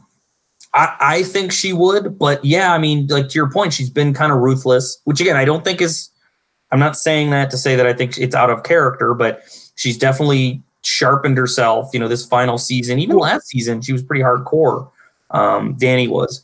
Well, you could say, like, let's say a man did some of the things that she did, no one would even question it. Yeah. Right. So, I mean, I don't, fault her for the, harsh decisions she's had to make. It's what you got to do. I don't either. I think the only time I ever question it or where I start to get a little hinky is knowing what her father did, the Mad King. Right. And it's funny because in this world, they just call him the Mad King and they talk about what he did and how he kind of gradually deteriorated. Almost everything that happens in Game of Thrones, with the exception of like dragons and some of the more mystical things, but most of the stuff in the show is pretty well grounded. And so I think the clues that the show has given us is basically like the Mad King was like schizophrenic. He developed like schizophrenia, I think, or some form of dementia or something. Like he deteriorated. And so sometimes if Dany starts to behave that way, I wonder, could it be like a hereditary thing? Like if he was the Mad King, could she fall prey to some sort of a mental disease? Which again, in the show, they call madness. But we know there's, this is like a sickness that she could get and would be like, freaking batshit crazy. Like King George type thing? Yeah. Yeah. I mean, that's really interesting. Yeah. But again, I don't know that anything she's done, to your point, I don't think anything she's done to this point is out of character. And I don't know that it's necessarily things I wouldn't have done. Right. I gotta be honest. If it were me, I'm not even sure I would have listened to Tyrion. I would have been like, I'm going to go friggin' light the Red Keep on fire and see where that takes me. It's like, I'm going to try not to burn down the whole city, but you know what? These people are nuts that are running the things. Like, I'm not waiting. Strike hard and strike fast, strike now, I think her not just flying those and that's the thing. Maybe what I would do is take one. It's like, you know what? I'm going to surround the city and I'm going to go just do strafing runs on the Red Keep with my dragon. And, it's like, if people want to flee the city, I would let them, but it's like the friggin' Cersei is not getting the hell out of there. Yeah. But again, maybe, like I said, that's me. So maybe I'm a Mad King. I don't know.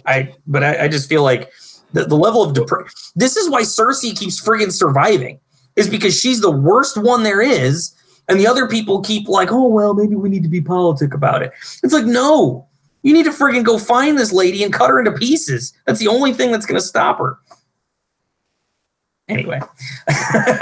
I agree, but look, we're talking about 300, the year 300, right? Is around when this takes place. So, well, I mean, think Middle Ages, that kind of things are a little bit different. You had to be a little bit more savage with your decisions. You weren't exactly asking people's pronouns and stuff. Right. But yeah, all I mean to say is that people are saying maybe she's savage, she's bloodthirsty, she's acting out of character. I would have been more hardcore than she's been so far. Yeah. And that's all. And again, you people, well, you know me a little, Jay, but I mean, whoever's watching, you don't know me from anywhere, but I'm just making the point. Dany played it, I think, pretty smart. Now, again, they made some miscalculations. Some of Tyrion's plans didn't work, the way they wanted them to, but I thought they played it pretty conservative, more so than I think probably a lot of people would have. So, in any case, one of the big scenes of the episode too was kind of stretched throughout the episode, and that was the big kind of fireplace gathering of Brienne, Jaime, Tyrion, Pod. I got to be honest, man. I told you I was smiling ear to ear that first episode. That scene brought me such joy. Even just Podrick wanted to drink and it's like, okay, you could have a half cup. And I just love Tyrion. Half a cup. Yeah. He filled it all the way. All over him. I love Podrick, man. I love that he's really good now at sword fighting and stuff. Yes. I actually like that they showed that detail, that working with Brienne, he's kicking ass now, which I thought was pretty cool. He's beefed up too, isn't he? Doesn't he look bigger? Here's the thing, and this is why I am so worried. I think Podrick is in some serious trouble. I think Brienne is in some serious trouble. I think Sir Davos is in some serious. I think there are a number of these that episode was just so happy. And like you say, Podrick, hey, he's a good fighter now. Oh, and Tyrion gave him a big old drink. Like, that guy is going to have a zombie eat his face in like 20 minutes. I think everybody in that room is going to die, with the exception of maybe Tyrion, because he's in the cellar where and that's another thing. And this is why sometimes, as clever as I think that I am, there are some things that are staring me right in the face that I don't even think about. So I went on Reddit afterwards, and there's actually, it's funny because there's multiple subreddits about Game of Thrones. There's like an official Game of Thrones subreddit. Well, again, I don't think it's official, but the big Game of Thrones one. There's another one that's called Free Folk. And this one, it's a little bit more of like a subversive Game of Thrones group. Like, they will post like episode spoilers and things like that. I just, I avoid those posts, but it's really funny because they post a lot of memes and stuff. But something that didn't even occur to me throughout the whole episode is what we haven't really discussed just yet but the whole episode, it's like everybody's like, so yeah, the women and children are going to the crypts. Yeah, we're going to go in the crypts. Hey, the crypts, we're going to be safe down in the crypts. The crypts are where all the dead bodies are. I didn't even think about that when I'm watching the episode. Yeah. It's like the army of the dead with the guy who can raise dead bodies to his cause is coming to attack you. Let's go stick our most vulnerable people down in the underground graveyard. Does it work like that? Like old dead bodies? Can he? I mean, think about what some of the whites look like, man. There are some whites that are basically skeletons holding swords. Yeah, I bet you're totally right. Yeah, and they're down there, wipe them out from the bottom up, man. And there are some people, and I actually am not sure this is going to happen, but it could. There are some people who think friggin' like Ned Stark is going to rise out of that place and like come after him. I don't want to see that. I don't either. And I think because he was beheaded, I don't think he could come back, but he's holding his head. I don't know if the whites operate under traditional zombie rules. Like, I don't know. Yeah, we talking like George Romero rules? Come on. Again, I'm not sure what rules they operate under, but again, I'm not so clever. I didn't even think about that until afterwards. And there's all these people posting memes about it. Like, they actually there was a pretty funny meme from like Thor Ragnarok where, it was like the Hulk was like telling Thor, it's like, oh yeah, everybody's gonna be safe down in the crypts. And it's like that shot of like Thor, he's like, are they though? Like something like that. But that, again, so that's a whole thing that I didn't even think about, but they talked a lot about it. And the reason I think it jumped out at people is because they just kept saying it. And if you think back to the episode, every 5 minutes, it's like, oh yeah, we're gonna be down in the crypts, we're gonna be safe. Oh, remember, we're gonna be down in the crypts later, right? It's like they just said it so much. I did. You just have to feel like, holy crap, those people down there are in some real trouble. Dan's going in there. Tyrion's going in there. Yeah. Arya's not, right? She's staying out. I know. Yeah, I have to imagine Arya is going to fight. She needs to be out. But, like, poor friggin' Sir Davos, like, that little girl with the messed up face, again, Sir Davos finds himself another cute little girl with daddy issues to befriend. And where's she going? To the crypt. Like that girl. And remember, she was going down there to protect the crypt, right? Right. So you have to imagine this girl probably took that seriously. And she's going to go like jump in front of 10 whites. I don't know. But that's something. But yeah, that whole scene in kind of like the beer hall was just, God, and Podrick, what a set of pipes on that guy, man. Yeah. Like, I thought that was pretty cool. And, the big moment from that scene, of course, is Jaime. Well, no, hold on a second. I would argue there's several big moments in that scene, but Tormund coming into that room, that might be like my favorite scene in all of Game of Thrones at this point. The giant Tormund coming in, basically like sitting like right next to Brienne and like, trying to alpha male her. Yeah. That was pretty great. And by the way, in this subreddit, you should check it out because there's some funny stuff posted in there. There's all these memes about like Giant's Milk and Tormund, and somebody did a really good Photoshop job of like taking a baby formula container and making it like Giant's Milk, and it's got like Tormund's face on it. It's pretty funny. But like, why it's so big and strong. Yeah, that whole scene was great. But yeah, Jaime knighting. This is why I'm worried about Brienne. Jaime knighting Brienne, that big old smile on her face. And if you think about it, like, that's her character arc, right? We first saw her kind of like fighting for a position as a part of Renly's army.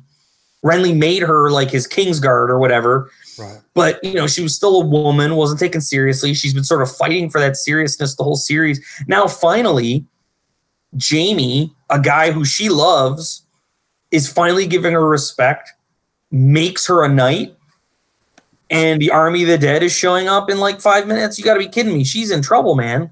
Like, I can't be the only one thinking that. I think they're going to hit you with some shit you weren't expecting, man. Like, we're going to see some serious people die soon. Yeah. Like, we're seeing, like, Sansa die, Arya die. Like, we're seeing some serious shit go down, man. Like, seriously. It's my feeling that the Stark children are, I don't know, and I don't know that they're necessarily going to die in episode 3. But I have a feeling that, like, with the exception of Jon, I think Jon makes it through to at least the final episode. Jon could even be the one that sits on the Iron Throne, frankly. I think that possibility is very much probably what I would think. That's a pretty popular opinion. Yeah. Yeah. Well, I mean, hell, he's already dead. He's already died once. So. Yeah, I think Arya is in some serious danger, but I don't know that she would die next episode. And the same with Sansa. Like, I just sort of feel like those are characters that, but I could see Bran dying like next episode or something. Or then again, none of them die. I'm not sure. It doesn't feel to me like any of the Stark children are safe. Even Jon to some extent. This show, I mean, any other show, I would say, oh, they're going to live the whole time. Yeah. But this show in particular, you know, it hasn't been written. They're killing off some main characters. Like, get your list out and start checking people off, because we're going to start losing some main characters here soon. Yeah, I thought. I mean, let's rattle them off here just for a moment, because I at least want to be on the record as making some predictions here. But I think Podrick is in trouble. I think Brienne's in trouble. I think Ser Davos is in trouble. I think, you know what's weird is, for some reason, I don't think Tormund's in trouble. I don't know why I think that. I think everybody's in trouble, but for some reason, I just don't see him dying. I don't know why. He's going to be the first one to die. You think so? No. I'm saying, like, I think Dany's going to die first, and, like, Jon's going to control the dragon. Some crazy shit like that, you know? Oh, you think Dany? Oh, wow. I mean, I'm just saying it's going to be something like that is going to be, like, I think, well, let's just say this, okay? Who do you think is going to sit on the throne when everything's said and done? Well, like I said, I think it's entirely plausible that Dany could die, but I don't think she dies until like the last episode, if that happens. Because I think there's too much drama to be mined out of the tension between her and Jon now. To some extent, they both have that plot armor where why introduce that storyline at all if she's just going to die and make it real simple? It's like, oh, okay, I guess Jon's going to do it. You know, I feel like she's going to make it further in. And the same is true of Jon, I think, too. I just feel like they're going to try to catch us off guard with something we weren't expecting at all. I think so, too. And in fact, the actors who, all the actors who read the script, a few of, again, while they didn't give spoilers, obviously, a few of them have said like things like that. Like, I was shocked at some of the twists and turns it takes. So I could see, again, I think the kind of things we're talking about here are some things that could, hell, Gendry could end up sitting on the Iron Throne. Maybe. Yeah. I mean, he's the son of Robert Baratheon. Like, hell, that could happen, I guess. Totally. And that would be out of left field. Like, that's possible. And what's funny is I always thought there was an outside chance that Littlefinger was the guy who would win. And then, obviously that's not happening. But I until he died, I thought there was a very real possibility that he could be the guy. It just seemed like he was such a dark horse candidate. Yeah. And when you think about how he engineered like the events of the whole damn show, it just seemed to me like, wow, that would be shocking and kind of interesting. I think that was his plan. I think they caught him in his own plan, though. Yeah. Sansa Sansa shut that shit down. Good. But but so yeah, that whole hall scene was great. I thought, just I sort of liked it was a return of Tyrion, like the Tyrion of old, which was another reason I liked it. Tyrion just being kind of like a shit stirrer, like getting everybody drunk.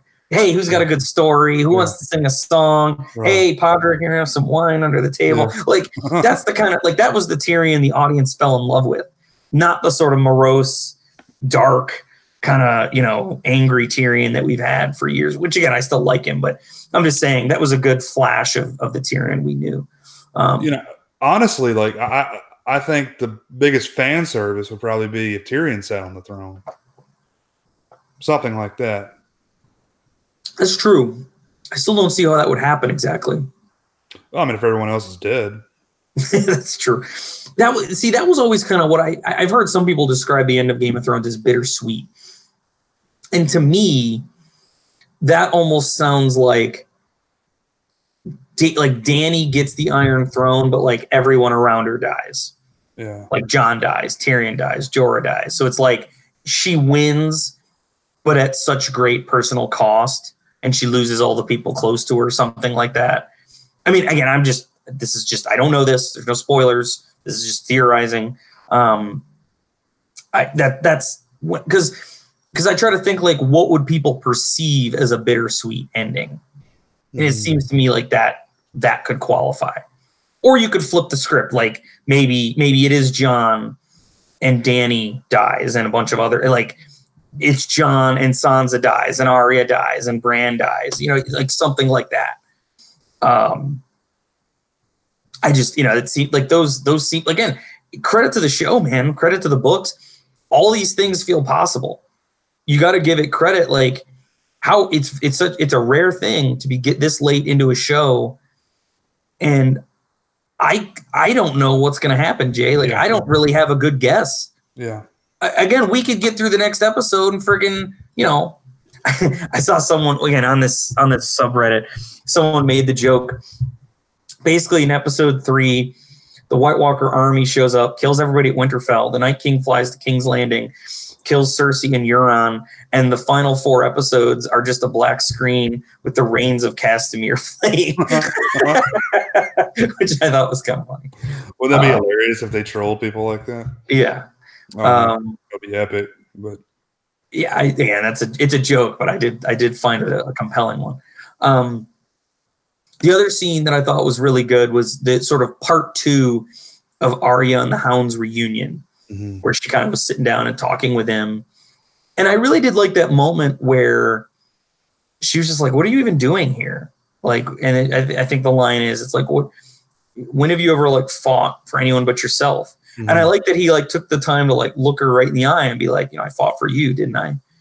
And I actually think their relationship is one of the better relationships on the show, because I've always thought that the Hound was such a magnificently complex character. Even back at the beginning, like if you think back to like the first episode when Tyrion's like slapping Joffrey, like the Hound is standing there and you can just tell he fucking hates this kid. Yeah. And there were other parts where like he was like saving Sansa. He didn't have to, but he was. Right. And it's just he's a character that he's like, you can't pin him down, but I just like him. Like he seems like a guy with like a really dark heart and a really dark sort of demeanor, but like he desperately wants to be something else. And that comes out like in his actions, which to me that makes for good TV. That makes for good characters. Just the fresh faced, square jawed hero. Right. They can be interesting, but it's characters like the Hound to me that resonate. You really saw that in the episode with the guy, the really Irish guy who was in like one episode. And you mean Al Swearingen from whatchamacallit, from Deadwood? Yeah, from Deadwood. Yeah. But he like befriended him and he like immediately got murdered. Yeah, he was in one episode and then he got hung or hanged. And then he went and killed all of those guys. So I think like since then, like you understand that he's not such a bad guy, but he understands why Arya did what she did. Yeah. And I don't think there's really any animosity there between them two. Oh no. And like I said, I feel like the Hound is anything close to affection as he's capable of feeling. He feels for Arya. Like he would easily give his life for her. Right. Like, and what's weird is he was because remember his original plan was he was just going to kind of see if he could get some money from the Starks for returning her.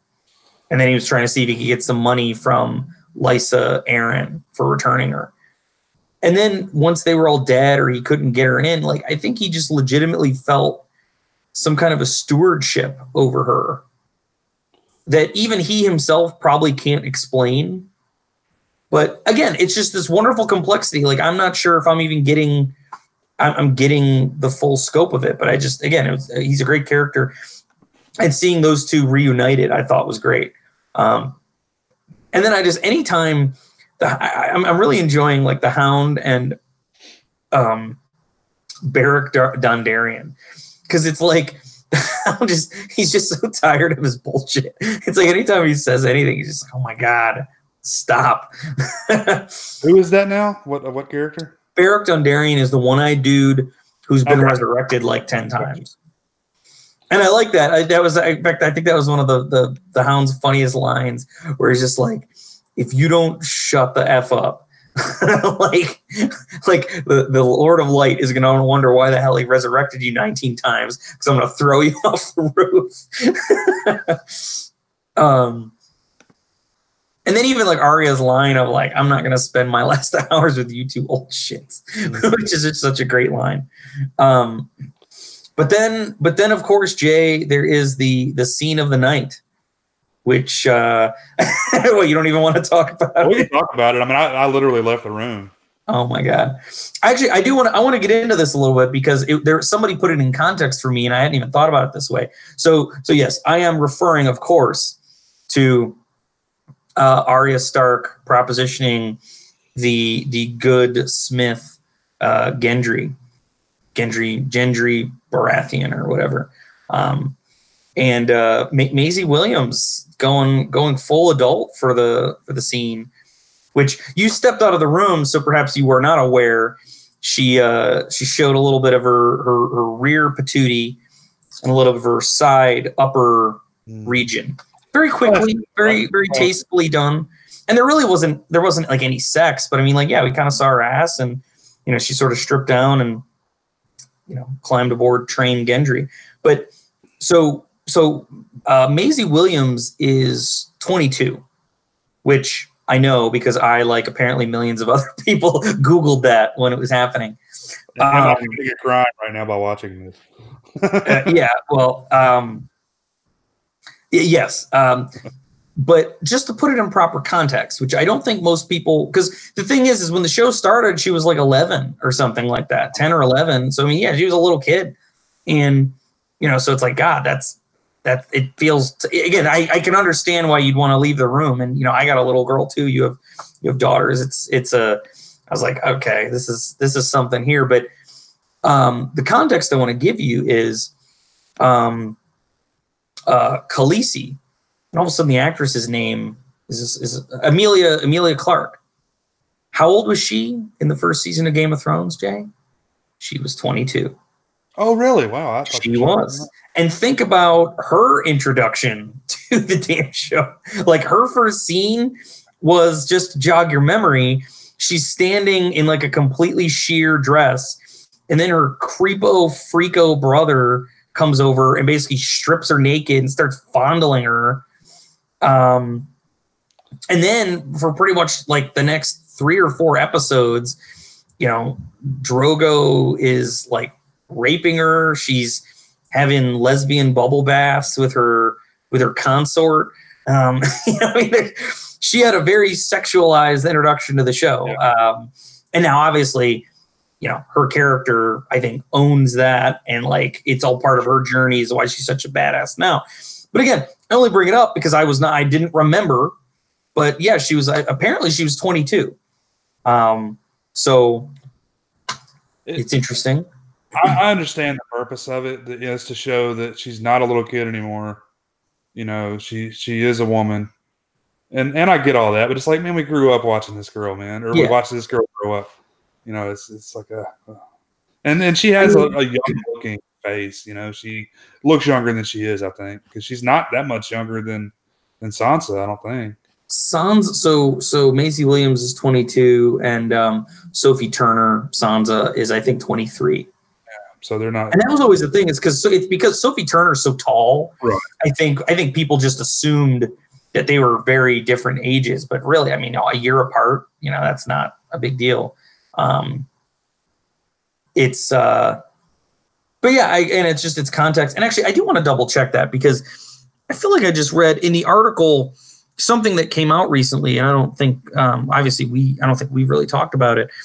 Emilia Clarke revealed recently she wrote like an editorial for I forget which magazine. Maybe she wrote it in Time, but anyway, she revealed that after filming the first season of Game of Thrones, she almost had like an embolism, and she had like multiple brain surgeries, and so. Yeah, I think the reason that's coming to mind is because I think she talked about how old she was, and maybe she wasn't 22, maybe she was like 24. And they completely kept that hidden from the public, right? Like I had no idea. Yeah, like Osei. So, oh no, I'm sorry. Because she's 32 now, so she was maybe 23. No, she would have been 22 when they filmed it, because I think the show premiered in 2010 or 2011, but they were filming it and doing the stuff in like 2009. But in any case, I get your point, but it's one of those things where I kind of have a tough time with it because I get your point, but I guess I don't see how this would be worse than Arya killing a man's children and baking them into pies and then feeding them the pies and then slitting his throat and watching him die. I love it. Again, I love it too. I'm just making the point, like, what I would say is what Arya just did with Gendry is a truly beautiful human thing that she just did. Whereas, her murdering people left and right and ripping their faces off and like all those horrible things, like that should be the disturbing stuff. And if you think about it, she was killing people back when she was a kid. At the end of season 1 is when she stabbed the kid while trying to flee the city. And I'm pretty sure she killed a couple people in season 2 as well. So again, we don't need to get into the mores of watching childhood actresses grow up on TV, but I did think it was interesting context, and Arya's a woman now. Sure. Yeah, I mean, I get it. And, I'm sure the actress probably wanted to do it for her career, as well, to not be typecast as a child, as a young person, to make that transition to an adult actor. Yeah. And she gave an interview. Obviously, there was like an interview like right after the episode where she said, in effect, she's like, if anything, it was sort of like not even a thing. Apparently, they gave her all the control to say, like, listen, you can show as much or as little as you want, whatever you're comfortable with. But then she was talking about how, like, on the day, she was kind of like, the directors were kind of like just rushing me through it. It was like they had other things to film. So it was just kind of like okay, now you take your thing off. And let's just get it moving. So what she showed, like what she did there, was apparently that was, she wanted to show her butt and some of her side region there. Yeah. Go Arya. Sure. And we have it. Oh, sorry, go ahead. Oh, sorry. All I was going to say is, and at least her character got to have a nice moment. Poor Sansa got her ass torn up, and like, literally, it's just horrifying to think about. But, poor Sansa like has never really even known like a nice physical moment. Right. But Sansa's with the right guy now because she never has to worry about that again. Which is this is a good segue because that was actually the other thing. I was actually shocked by how moved I was by their reunion. Yeah. Like I thought, and again, it's all based on Sophie Turner's performance. That like Theon shows up and the scene plays off her face, and I just felt like it's all there on her face, like just how totally happy and emotional she is to see him. I almost felt like it was a little bit. It was a little bit out of place. Was sort of my first reaction, but then I kind of thought it's played so beautifully. She's done such a good job with the performance that I almost don't care if it maybe seems out of place. And then the scene, later on when they're kind of doing sort of like a late night montage through what everybody's doing, just them kind of huddled outside, sharing soup together, with their breath in the air. There was just something really sweet about that. And those are two characters that I would have probably until last, Sunday, I would have never paired together. Right. And your joke is it's well taken, but I almost wonder, that's kind of an interesting relationship there. She obviously has feelings for him. I don't know if it's romantic, but yeah, definitely. And I almost want to go back to season 1 to see if, there were any meaningful glances from her. Because remember, Sansa was always like thinking she was more than she was, and like kind of looking at the older boys and, at the royalty and all these other things. I kind of want to see if there was anything like that from back then, but I don't think so. To be honest, I thought in season 1, Sansa was so self-absorbed, like, even entertaining the idea of Theon was beneath her. Well, Theon was technically a prince, right? So, I mean. Yeah, but I mean, he was her father's ward, and she was so self-absorbed and like thinking she's like going to go marry like the prince of the kingdom and stuff. I don't know. I'm sort of just going off of my memory at this point. I don't recall, but I'm just saying these scenes are making me want to go back and look. Oh yeah, she was the equivalent of having like Tiger Beat, all over her room. Like, I mean that's she wants the cutest boy, and I want to be the princess. And, yes. That's what Ari always made fun of her for. Yeah, I think that's the Tiger Beat. That's a good reference. And then I'm trying to think. Are we missing anything? Let me check what limited notes I could write for myself. But one thing we haven't mentioned yet is Bronn's task. Oh gosh, and actually that goes back to episode 1. I even wrote that note and I didn't mention it. Was it? Yeah, okay, so, I couldn't remember which episode it was. Yeah, that was episode 1 and 2. Really could like I almost wish they'd like aired them as like a movie, because the first 2 are just they go well together. But Bronn still hanging out in King's Landing. Jaime's gone. He's just hanging out with his 3 hookers, having a good old time. And Qyburn shows up and basically tells him that Cersei wants Bronn to kill Jaime and kill Tyrion. And, to make it extra poetic, wants him to kill him with the crossbow that Tyrion used to kill their father. And that's kind of the extent of the scene. I think we're left sort of wondering, is Bronn going to do it? Because, I mean, we like Bronn, and I think Bronn likes Jaime and Tyrion, but Bronn's always been a guy like out for himself. Like, who's going to give me my castle? Who's going to pay me? And I legitimately wonder if Bronn's going to go through with it. Like, I don't know. I mean, he's kind of like the Hound in that regard. You kind of feel like he's actually like grown a conscience, or at least you want to think he has. I don't know, maybe he hasn't, but he spent quite a bit of time with both those guys. So yeah. There's a part of me that feels like me personally, and obviously I'm a viewer with the omniscient viewpoint to know all the stupid, crazy shit Cersei's done, but I wouldn't trust Cersei at all. If I were a guy like Bronn, who seems to have a pretty pragmatic head on his shoulders, like, I would not trust her. This is a woman who helped engineer the murder of a family at a wedding. This lady has done really horrible things to all kinds of people because she could. I just don't know that I would trust, if I do what she asks, like Bronn wants to get paid, right? You can't get paid if you're dead. And she doesn't seem to me like the kind of person that you go to. It's like, oh, hey, can you pay up? Like, so I just don't, from that perspective, I just don't know if Bronn would go through with it for pragmatic purposes. Or hell, maybe Bronn will just like walk up to Tyrion and be like, you got to pay me double. Like, I don't know what Cersei was going to give me, but it was probably going to be pretty great. Can you double it? And Tyrion's going to be like, sure, yeah. and then, you know, it'll go from there. I don't know. That's my take on the situation. It sounds like maybe you think similarly.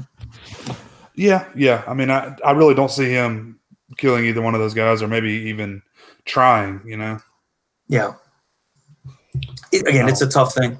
You know, the other thing we didn't mention from the first episode, even though we just mentioned from episode 2, the Theon Sansa reunion, is the fact that Theon rescued Yara from Euron's men, which, again, it was a brief scene. I have to admit, that whole storyline feels a little bit like a cul-de-sac to me. I mean, not the Euron part of it. Again, like you say, he's actually kind of entertaining me with his doucheness. But like, just the whole story of Theon, and then he kidnaps Yara, and Theon runs away. But now and then Theon goes back to get her, and then he gets her. Like, I mean, other than just as a character arc for Theon, which is fine, I guess. I just don't know why waste the screen time. I just don't know. As a viewer, I'm not sure what I got out of that story, really. You know, I mean, am I wrong? Yeah, I mean, it shows his bottom, you know. It shows him hit rock bottom and, I guess, pull himself up from the bootstraps and, you know, try to be a decent person again. I mean, like, you know, like a lot of the other characters. Yeah. They all kind of go through similar things. And it's fine. Again, it was satisfying for me, and I even liked how, you know, she headbutted him. Like, hey, you dick, you left me. But again, true to her character too. Like, she's always loved Theon. Yeah. She, was the only one who came back. She came back for him. You know, they kind of partnered together to try and face Euron. It felt genuine. Nothing about it felt off. I was left sort of feeling I didn't understand the point, other than, like you say, showing us like depths of Theon's character, which is fine. I just, we're getting into the end game here, and I just, precious screen time that, maybe could have been dedicated to more of Cersei pouting about her elephants, for example. It was quick. I mean, it didn't take up a lot of time. I mean, it got a lot across rather quickly. It showed her being abused. Yeah. What a shitty situation it was for Yara, and then, Theon comes in, saves the day, and they have their little, reunion, and then he leaves. Well, he asked for permission to leave, I think, or she says something like that you want to be in Winterfell.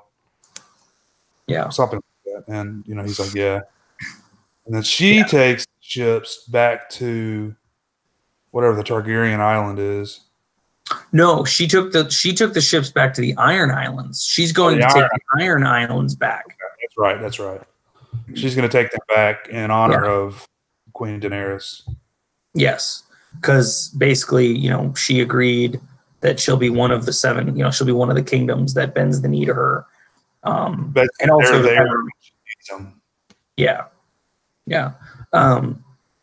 which I think, unless I'm missing something, leads us then to kind of the penultimate scene of the episode, which was, kind of Dany.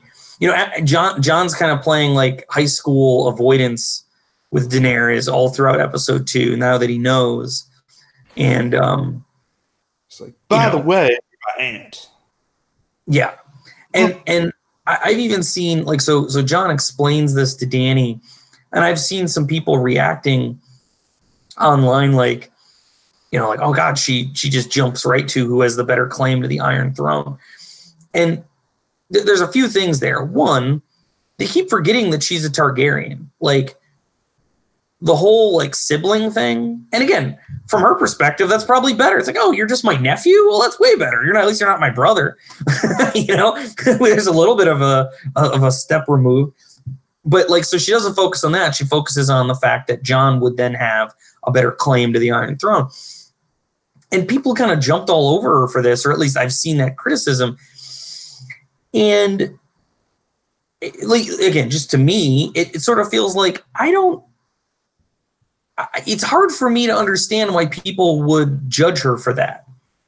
Dany's entire existence has been, I'm on the run from the man who killed my father and stole his throne. He's sending assassins around the world to get me. And then now I'm on this quest to reclaim my family's throne and make the world a better place.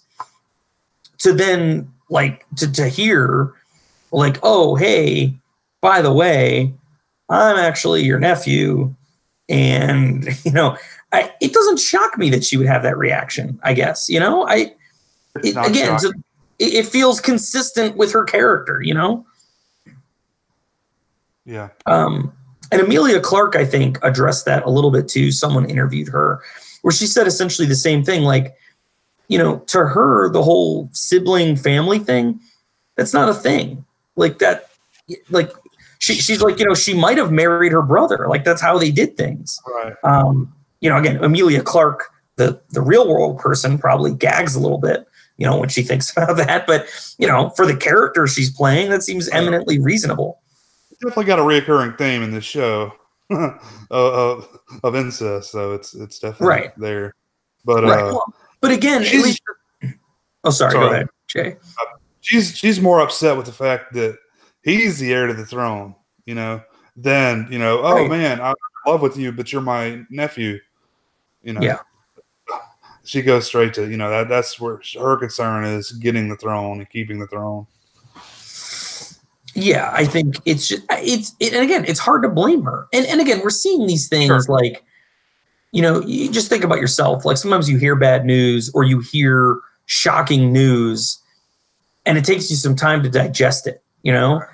This is Dany in the underground cemetery of a foreign land with her, new lover while the army of the dead is marching down to them. And it's like, oh, by the way, I'm actually a Targaryen. Like, how do you expect her to react? I mean, there was nothing about it that didn't feel genuine to me. I bought it. I mean, I know it had to be done to move the plot along, but I really felt like it was bad timing. Like in reality, you wouldn't want to drop some knowledge like that on someone that you need to be at their top form. Like, let's battle these White Walkers, Yeah.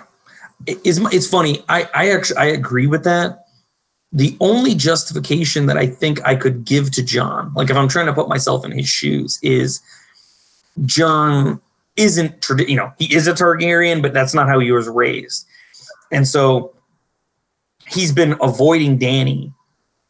And I can't imagine what the conflicted feelings are inside of him. It's like he loves this woman, but now he's like, should I love this? Like, but no matter what, I think he still respects her. And I think he had been avoiding her and she clearly can tell there's something going on. I think Jon had to get it off his chest because he was disrespecting her and he couldn't be around her knowing what he knows. And I'm not, again, like you say, no matter even what I'm saying, it's still bad timing. Man up, Jon. Like there's more important things, but that's kind of the only justification I can come up with is that he was avoiding her. He loves her. He's confused by that.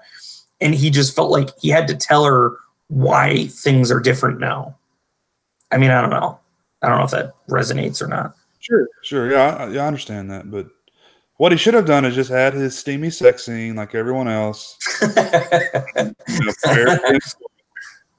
And tell her later if you live. Yeah. Yeah. Let's just have one quick more go. I'm gonna just close my eyes and then we'll kind of hot. Yeah. And so then like the final shot of episode 2 then was the alarm horns are going off in Winterfell, and from a distance we see the bony hooves of the White Walkers' horses, but we do not see the Night King. And a lot of the folks on Reddit and in some other places on Twitter believe, and again, I'll just say that this is, people are guessing, people are making predictions. I don't know this is true, but just consider this, I guess, could be a spoiler if it's right. Some people think, because like you were saying, Jay, is like there could be all kinds of crazy twists, things we can't even imagine. Some people are predicting that what's going to happen is the main army is attacking Winterfell, but the Night King is on Viserion flying to King's Landing, or taking some a segment of the army to King's Landing to attack there. And Cersei thinks she's safe, but they're gonna he's got a dual attack going on. I mean, I don't know if that's true, but it seems odd to me that we didn't see the Night King as one of the White Walkers as they approached, because they always show the Night King, sort of menacingly scowling, to end a scene or to give it dramatic weight. Here, they didn't do that, and it feels like a deliberate choice. Sure. I mean, it seems kind of, I don't know, seems kind of an odd choice for him to be attacking two different places at one time instead of just, eradicate this location and then move on to another. Yeah. That seems in their strategy in the past. But, I mean, maybe it's, we sort of attribute little motive to them because they seem like just sort of mindless, like a mindless Walking Dead army. But, there clearly seems to be some kind of intelligence there. And I almost wonder if, the Night King's not putting all his eggs in one basket. Because you have to think, he knows they have the dragons. I don't think he knows that they're, they have dragon glass weapons and they're all prepared and stuff. But, maybe he's not going to put all his eggs in one basket.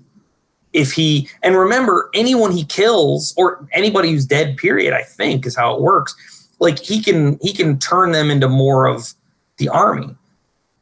Maybe it makes more sense for him to attack multiple places. This way, it's like, hey, if the army that's resisting at Winterfell, hurts my forces, well, who cares? I'm building a new army of the dead, over here.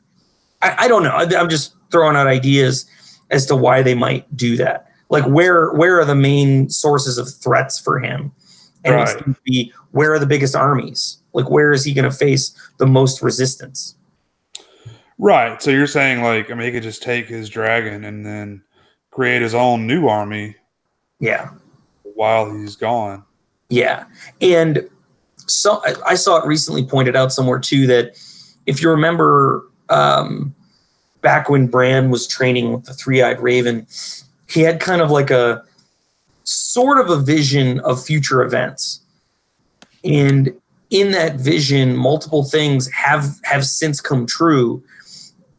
But the one thing that hasn't come true was there was kind of a shot of King's Landing and the shadow of a dragon flying over it.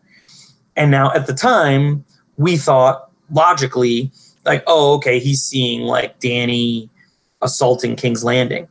But what if that was never Dany's dragon? Well, I mean, it is Dany's dragon, but what if that's the Night King on his zombie dragon assaulting King's Landing? And that's what that was, a vision of. I mean, I'm just, again, these are just throwing out theories, some things I've seen online. I don't know if you've seen theories and ideas popping up, but that's some stuff I've seen. It seems interesting and compelling. I've got my tickets for Avengers Endgame tomorrow, and then this friggin' thing is on Sunday. I'm going to be an emotional mess come Sunday night, Monday morning. I'll take Monday off. It's I need a break day, guys. I've got PTSD here. Well, anyway, so I don't, any final thoughts on episode 2 there, Jay? Yeah, well, real quick. I missed anything. I mean, I'm sure I did. I was trying to let you know here in the chat, but Oh, Cameron was wanting to get in here. I didn't know if you were trying to wrap up or not. So, I'm sorry, I didn't realize. What was he talking to us on Twitter? yeah, Or I was trying to let you know here in the thing without YouTube chat or something. without disrupting our conversation. But No, I'm sorry. Well, I kind of was going to wrap up. I mean, I think we kind of covered the 2 episodes. I wanted to get your impression of, what you thought about those 2 episodes. See if you've got any predictions about episode 3. Anything you want to draw a line in the sand about? Anything you think's going to happen? Well, I mean, let's look at the characters that we haven't seen. Can you think of any characters that haven't shown up yet in the season 8? The only one that jumps out at me is Daenerys' kind of side beef, the dude she left behind across the sea. Mm. But I don't know that he's going to show up again. Like I kind of just assumed his arc was done. She left him. But I wonder, maybe could he show up with the Second Sons? That's the guy, but it's like a different actor, right? Like he was in one season and then a different actor came back. Yeah, that's right. Yeah, he showed up one season and then all his appearances since then. Yeah, he's different. Like they don't even try to find somebody that looked like the guy. Like I think because the second guy had a beard, the first guy didn't. He had long beard. Yeah. He was like white. I think the first guy was like some sort of a more ethnic looking guy, but something like that. Yeah. He's the only one I can think of we haven't seen. I was going to say we haven't seen Melisandre. That's true, and Melisandre, we know she made a comment before I think she said it to Varys last season. She's supposed to die in Westeros, so I'm sure we will see her again. And also, too, way back in like season 3, I guess, season 2 or 3. When she took Gendry I keep calling them Gendry or Gendry, but Arya's bedmate. The one that but she made a comment to Arya because remember Arya was like bitching at her when she was taking him, and she said to Arya, "It's like we will meet again." So maybe Melisandre will just meet her in the sense that she's going to come to Winterfell. Either maybe during the battle next week or at some point, and Arya will be there, and that's how they'll meet again. I don't know, but yeah, that's a good call out. I forgot about Melisandre. She's definitely a wild card. I mean, what's the best way to fight ice is with fire, right? So yeah, and we all assume that that's kind of by Dany, but maybe that's why she had to go back to Volantis or wherever the heck she came from or where she was going. To get some new magics or to do something.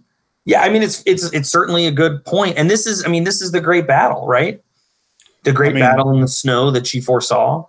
They've shown more than one Lady in Red, so I mean there could potentially be, a few of these that come back and maybe use magic to help fight the White Walkers. I don't know, I'm just throwing that out there.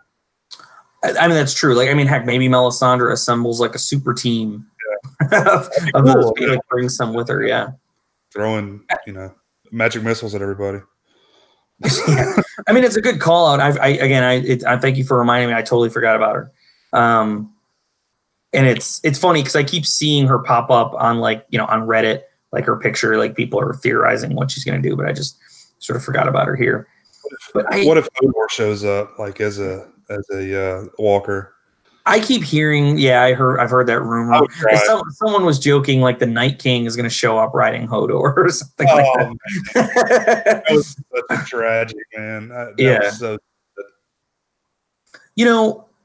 I just don't know that we would see her again, but I wonder if we would see Oberyn's wife at some point. Because remember, Cersei had her in the dungeon and poisoned her daughter and had them chained up and basically was going to let the daughter die in front of her. But I don't think she had any plans of killing her, killing Oberyn's wife, or not. I guess she wasn't really his wife. Oberyn wasn't I think he just had all kinds of lady friends, but I forget her name. I know you're talking about. I remember in the books, the character that does a lot of the stuff she did is like Ariane or Arian. But in the show, that's like a different character. In any case, she's alive. I don't know if they liberate King's Landing, kill Cersei or do something, if they might break her out of jail and she gets some kind of a quick cameo. I don't know. She's someone else that's still technically alive and out there, though. The Mountain is dead. The Mountain is not dead. The Mountain is still with Cersei. No, I'm saying he's moving around and shit. I mean, he's definitely dead. So, Well, it's funny. That's the other thing. And we haven't really mentioned him because he's usually just hovering around in the back of scenes. But there's, the fans out there. Have you heard the concept of the Clegane Bowl? So this is something the book readers, I think, coined it, but the show is taken along the same path too, where the Hound has, he hates his brother and he's promised to kill him. And so there is this belief that there is a coming one-on-one battle between the Hound and the Mountain. I could see that for sure. That's something else that, it's not a new character that's missing. It's a situation that I think marks a reason why I think the Hound will make it through the next episode. Because I definitely think live long enough to encounter each other. Or here's a crazy idea that I haven't heard before. What if the Hound is struck down and Beric Dondarrion revives him? Yeah, that would be cool. And then maybe Beric dies, but the Hound is now, and then you've got both the Mountain as being kind of like a resurrected guy, and the Mountain is a resurrected guy, and the Hound is like a resurrected guy. What that would be interesting. I mean, my point was that could the Night King control him? Oh, that's interesting. I don't know, because you're right. Is he technically dead? Yeah. Could he? That's really interesting. I hadn't thought of that. Man, he's rotting. The other guy looks okay. The guy with the one eye. Yeah, Beric looks he's decent. He's got scars and stuff. That is interesting. Mountain stinks. You could tell he's rotting. He's a smelly dude. Yeah.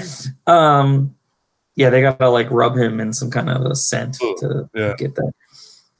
I don't know. That's interesting. Yeah, because that Qyburn's a weird dude. I don't know how he kept him alive or what he did to him, but for sure if he's not undead, he's life adjacent. So I don't know. He uses the Lord of Light, right, to bring him back. Yeah. That's the same god that Melisandre prays to, right? Well, yeah. Beric was resurrected by Thoros of Myr, who's a priest of the Lord of Light. Melisandre is the same religion. The other red women we've seen are the same religion. But Qyburn is the maester for Cersei. I don't think that's a Lord of Light thing. I think Qyburn is just a mad scientist. He used potions and experimentation and mad science to somehow bring him back. What he did is really unnatural, I think. I'm not sure. Different type of resurrection. Yeah. So it makes you think Jon Snow's technically dead. The Night King can control the dead. The thing is there's a difference between you're sort of joking about the Mountain to some extent, but you're kind of not.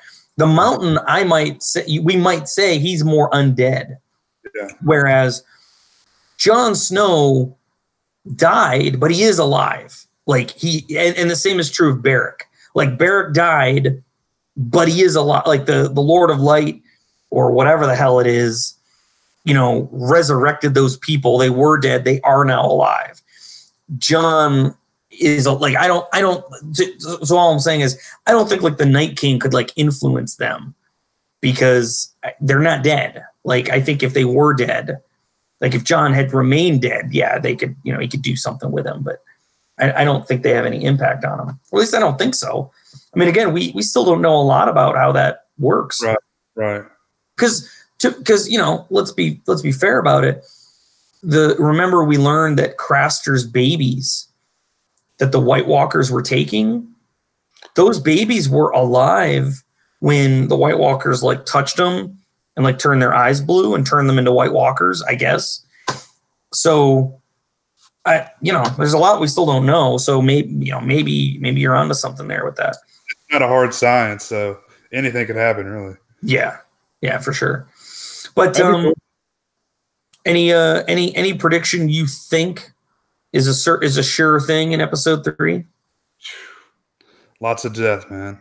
You're gonna see lots of Unsullied getting killed left and right. Oh yeah, for sure. I want to make you have to make a call here. So let's set Jon and Dany aside. I think we agree they're probably not going to die. Who would be like one or two people you're like 99% sure are dead? Oh man, this should be an easy one, Jay, because I think it's a long list. I think you've got a few to choose from. It is a long list, but it's like I was trying to go wild card. Like, okay, I'll say this: I think one of the Stark children, at least one, are dying in the next episode. Really? Wow. Okay. Because I think they got to start hitting hard and fast because they're running out of time. Yeah. It's going to hit the fan right now, and we're probably not going to catch our breath until it's over. Yeah, they wasted their two like cooldown episodes at the beginning. Like I don't know how there's really there's no more room to do that, I don't think. I'll say Sansa dies. And interesting. Okay. Sansa, Podrick, Brienne. Okay. That's total guesses. So I won't duplicate your answers, but I would say that I agree with. I probably agree with at least. I know you were going for Brienne and Podrick too. Well, no. You can say who you want to say. I will say I probably agree with one or two of your choices there. Yeah, I think Theon dies. Wow. I think. Well, you know what? What makes me think that actually you kind of just with your selection of Sansa. Let's say both of them die. Yeah, there you go. I'm not so sure. I think it'll be one or the other. Okay. I'm not sure both Sansa and Theon would die. But the fact that Theon is going out to the Godswood to protect Bran, and we're not so sure about Bran, I think makes him a marked man.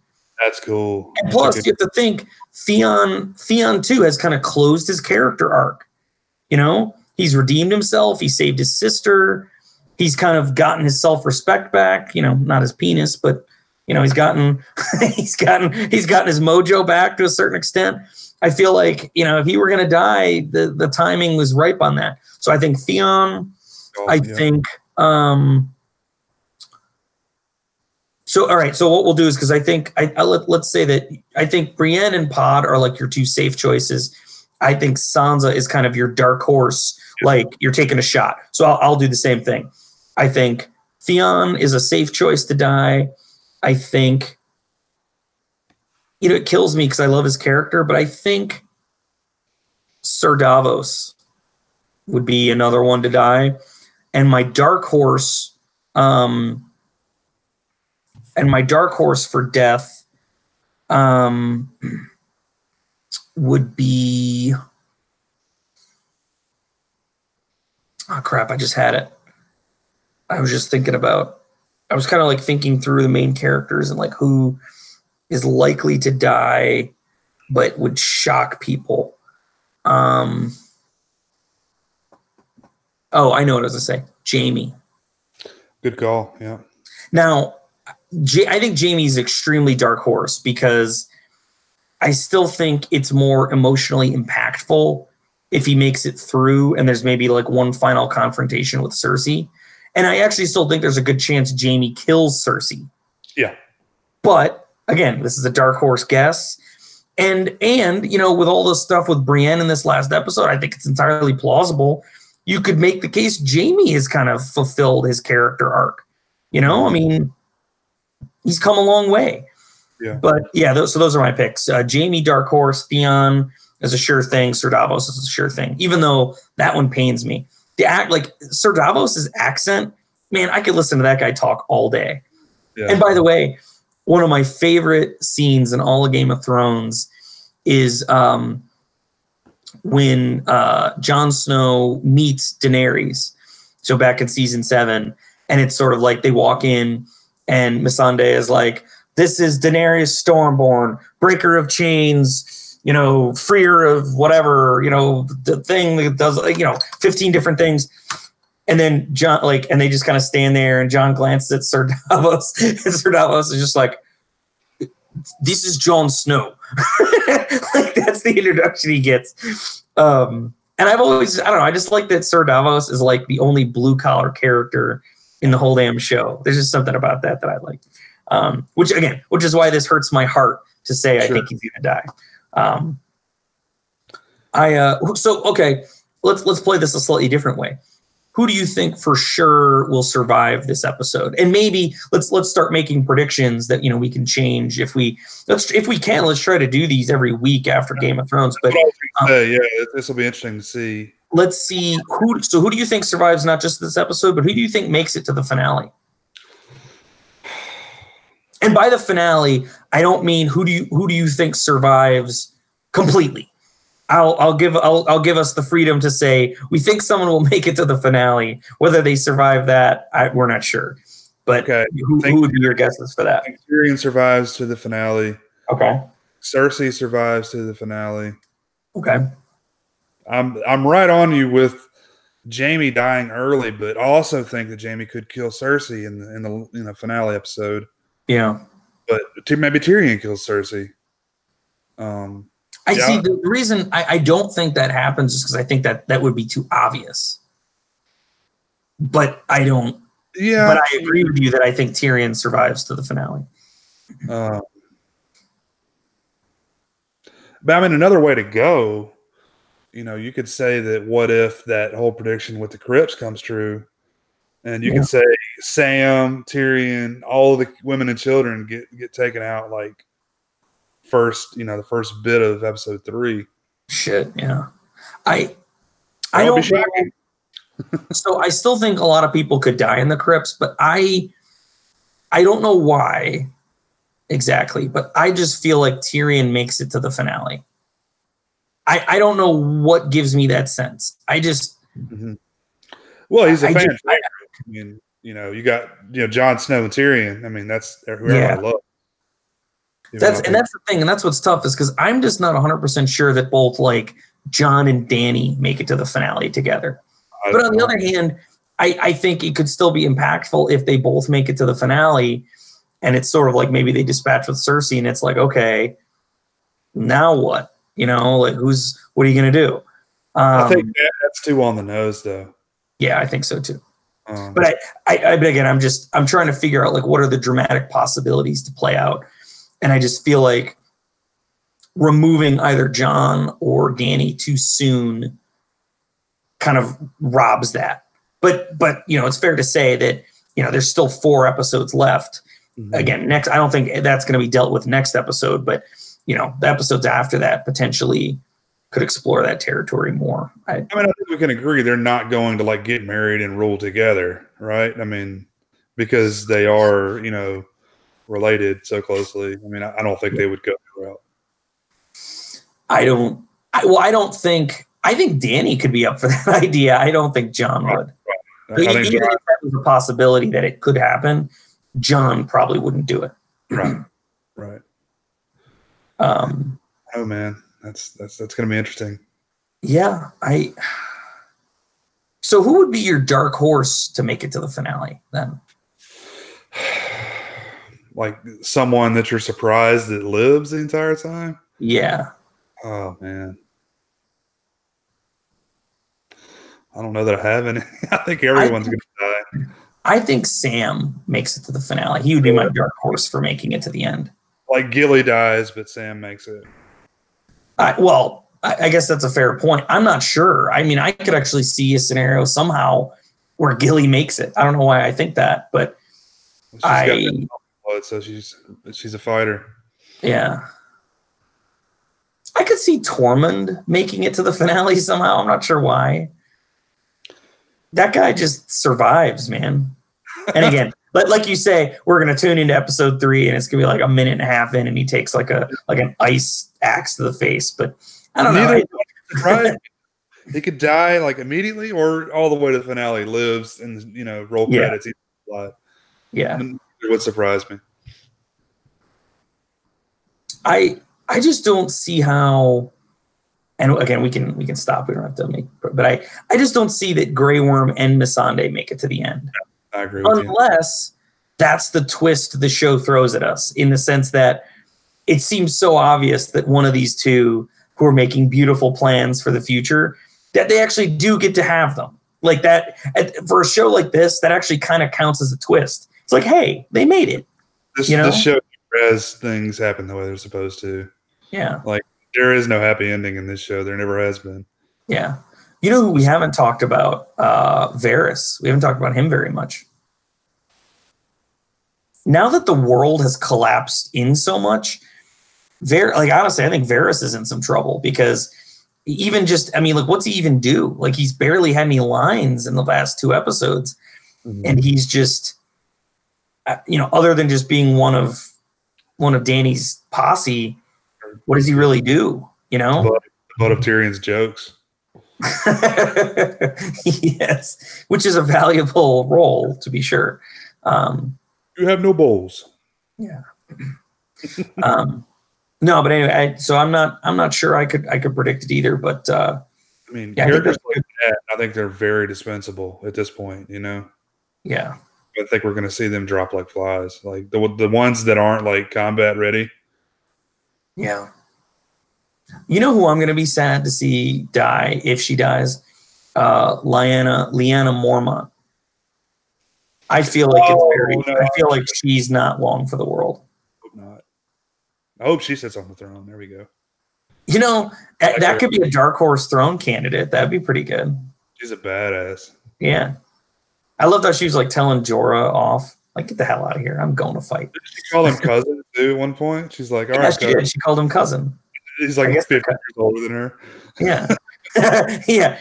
Well, and that's the thing, is that's funny. She's like, he's like 50 years older, and she's like running his home. Bear Island. Yeah, Bear Island. Anyway, Jay, I'm not sure. I mean, again, it's Game of Thrones. I think we could probably talk endlessly, but I think that captures it, man. I mean, any final thoughts or anything we didn't cover you wanna touch on before we go? I think we covered it pretty well. Whatever we missed, we can catch next week. I think we've talked as long as the episodes lasted. So yes, yes, fair point. I am psyched for Sunday. I'm also nervous for Sunday, but I am psyched. And like I say, more that or Infinity War. Well, I still, the thing is that I think both are going to be very emotional, but like in Infinity War, I'm reasonably sure the good guys win, right? Yeah, that's a good point. In Game of Thrones, I am not so sure of that. Like, you totally see it ending with the White Walkers winning. Well, I guess I don't mean the White Walkers winning everything, but I mean I could see like Winterfell getting like decimated, and like, a few of our heroes escape to like flee to King's Landing. I could see some kind of scenario like that. Whereas, in Endgame, I'm pretty sure Spider-Man's going to get brought back to life somehow. Pretty sure, the Avengers are like, I do think there are characters who are going to die in that movie. Not 100% sure who, but I mean, I think some of them are fairly obvious choices. But I guess that's the thing. So I'd say I'm more nervous for Game of Thrones. Game of Thrones is more of a wild card, just honestly. Yeah, that's a good point. You're going to get your somewhat happy ending at the end of. Yeah. I mean, again, at the end of Endgame, maybe it could be kind of a happy, sad ending, if there are people who die. But it'll be one of those. It's like, yeah, but we beat the bad guy, and he had a noble sacrifice, that kind of stuff. In Game of Thrones, it's entirely plausible that, like, Sansa's going to the bathroom and a white like shows up and like rips her head off. Like that's, you know, like Robb Stark was killed at his wedding. His pregnant wife was stabbed to death, like we're standing up from a table. Like this is that world. Like how unexpected was that? Like, I mean, so yeah, it's gonna be cool. The fact that that scene opened that way, where it's like that was the first serious attack, where it's like Robb, and then the dude grabs the pregnant wife and stabs her 50 times in the stomach. Like that was horrific. That was shocking. Well, you read the books prior, right? So you weren't really surprised. No, I didn't. I read the books prior to some of the later seasons. So I think I watched seasons like 1, 2, and 3, and maybe 4, and then I read the books. Okay. And then so it was before season 5 that I had read the books. Maybe I've got that backwards. Maybe it was before season 4, but I had a few seasons of the show under my belt before I read the books. Well, that helps, and I'm glad we're not at a point where there's a certain section of the watching population that says, "You just wait what happens. Yeah. You'll see what happens this episode." Yeah, and wait till Hodor White shows up, then it really changes. Yeah, you like Hodor, you like him a lot. Wait, you just wait. Yeah, you just wait. You got to watch this part. Just listen. Anyway, Jay, thank you for joining me. It is always a pleasure. I am sorry that through my poor planning and dereliction of duty, we don't do these nearly enough. But like I say, let's try if we can to catch up after Game of Thrones every week. I think it's fun talking about it. I know I get a kick out of it. Lots of stuff to cover, and again, like I said, you can help me. We can help each other wipe away our tears on Monday, or again whenever we do it next week. Because again, I think Sunday is going to be a brutal one, but a very good episode, just brutal story. We need to get like a basketball pool going of who's going to die. Yeah. But, yeah. Thanks. This is a lot of fun. Yeah, it would be good to do that. Get like a bracket system, like who makes it through. No, for sure. All right. Well, folks, I hope you enjoyed this. We had a lot of fun hashing through it with you, talking about all the topics we covered. Hit us up in the chat, make comments, subscribe. I don't know. You know what to do. It's the internet. I don't know. We do this for fun. Like I think Piz is like running a little side business with his stuff. Like I try to fit this in around my day job and around my kids, and I just have a good time hanging out and talking to Jay. So it is what it is. I hope you like hanging out with us. All right, Jay, good night. Folks, good night. Thank you. Cool, man. Good night.